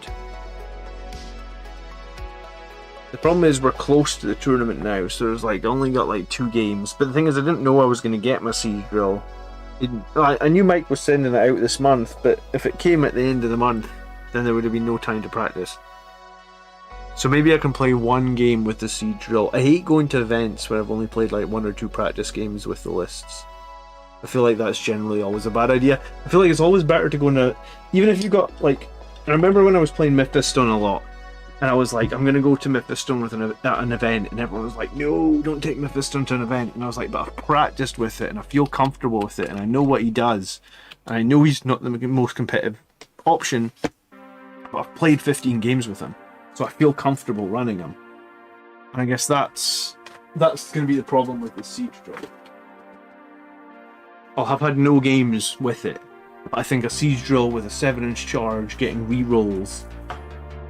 And then I guess the siege drill will be re-rolling 1s as well because of Gilliman. You know, it does sound on paper really strong, but on paper what's really strong and actually what you can make work in a game, 2 completely different things, right? So, anyway, I guess we'll talk tomorrow night about army lists. The army list show will be on tomorrow as always. If you have an army list that you want to share, you can do that in the YouTube comments. I'm sure you guys know how to do that. If you share it tomorrow, though, you're not going to be on this week because I think we've got army lists for at least the next 2 weeks.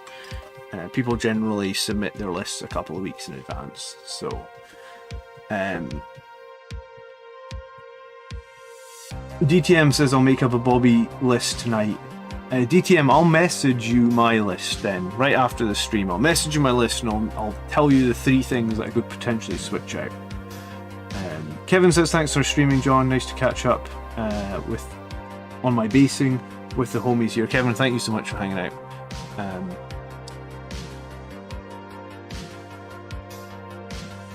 Let me just check one thing before we end.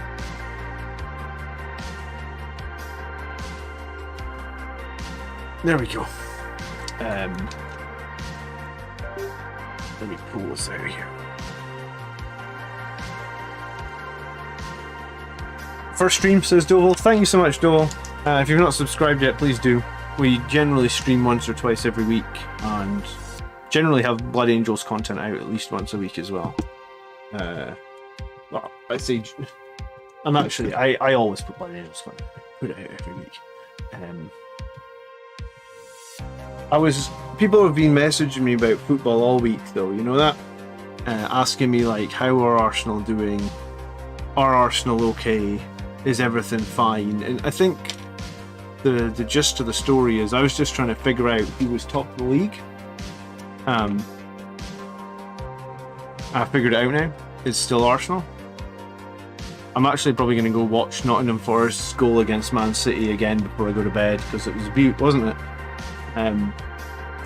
Colby says I need to find a list. I made a few by comparing tournament victories and everyone tells me don't run that unit before more rules are changed and I don't want to spend thousands before I get one. Carl, make a list with what you've got right now and submit it to me and I'll go over it on the army list show and we'll try and talk objectively so you're not spending hundreds of pounds. So either DM it to me or hit me up on Discord. I'd love it if the Gunners won the league. Yeah, so would I. I would absolutely love it. Let's keep our fingers crossed. All right, guys, I'll see you tomorrow night, 9:30 UK time. Thanks so much for watching tonight. Please hit the like button before you leave the stream tonight. Liverpool won today. It was good, finally. I sent my friend... I have a friend in real life that supports Liverpool, Andrew, and I said to him, Nunes scored a great goal today. It only took him 65 shots. 65 tries to get it. I mean, I don't know if it was 65, but it felt like it was a lot. I actually think Nunes is going to be a real good player. Just having a bad spell. Enjoy your evening, guys. Thank you so much for watching. I'll see you tomorrow.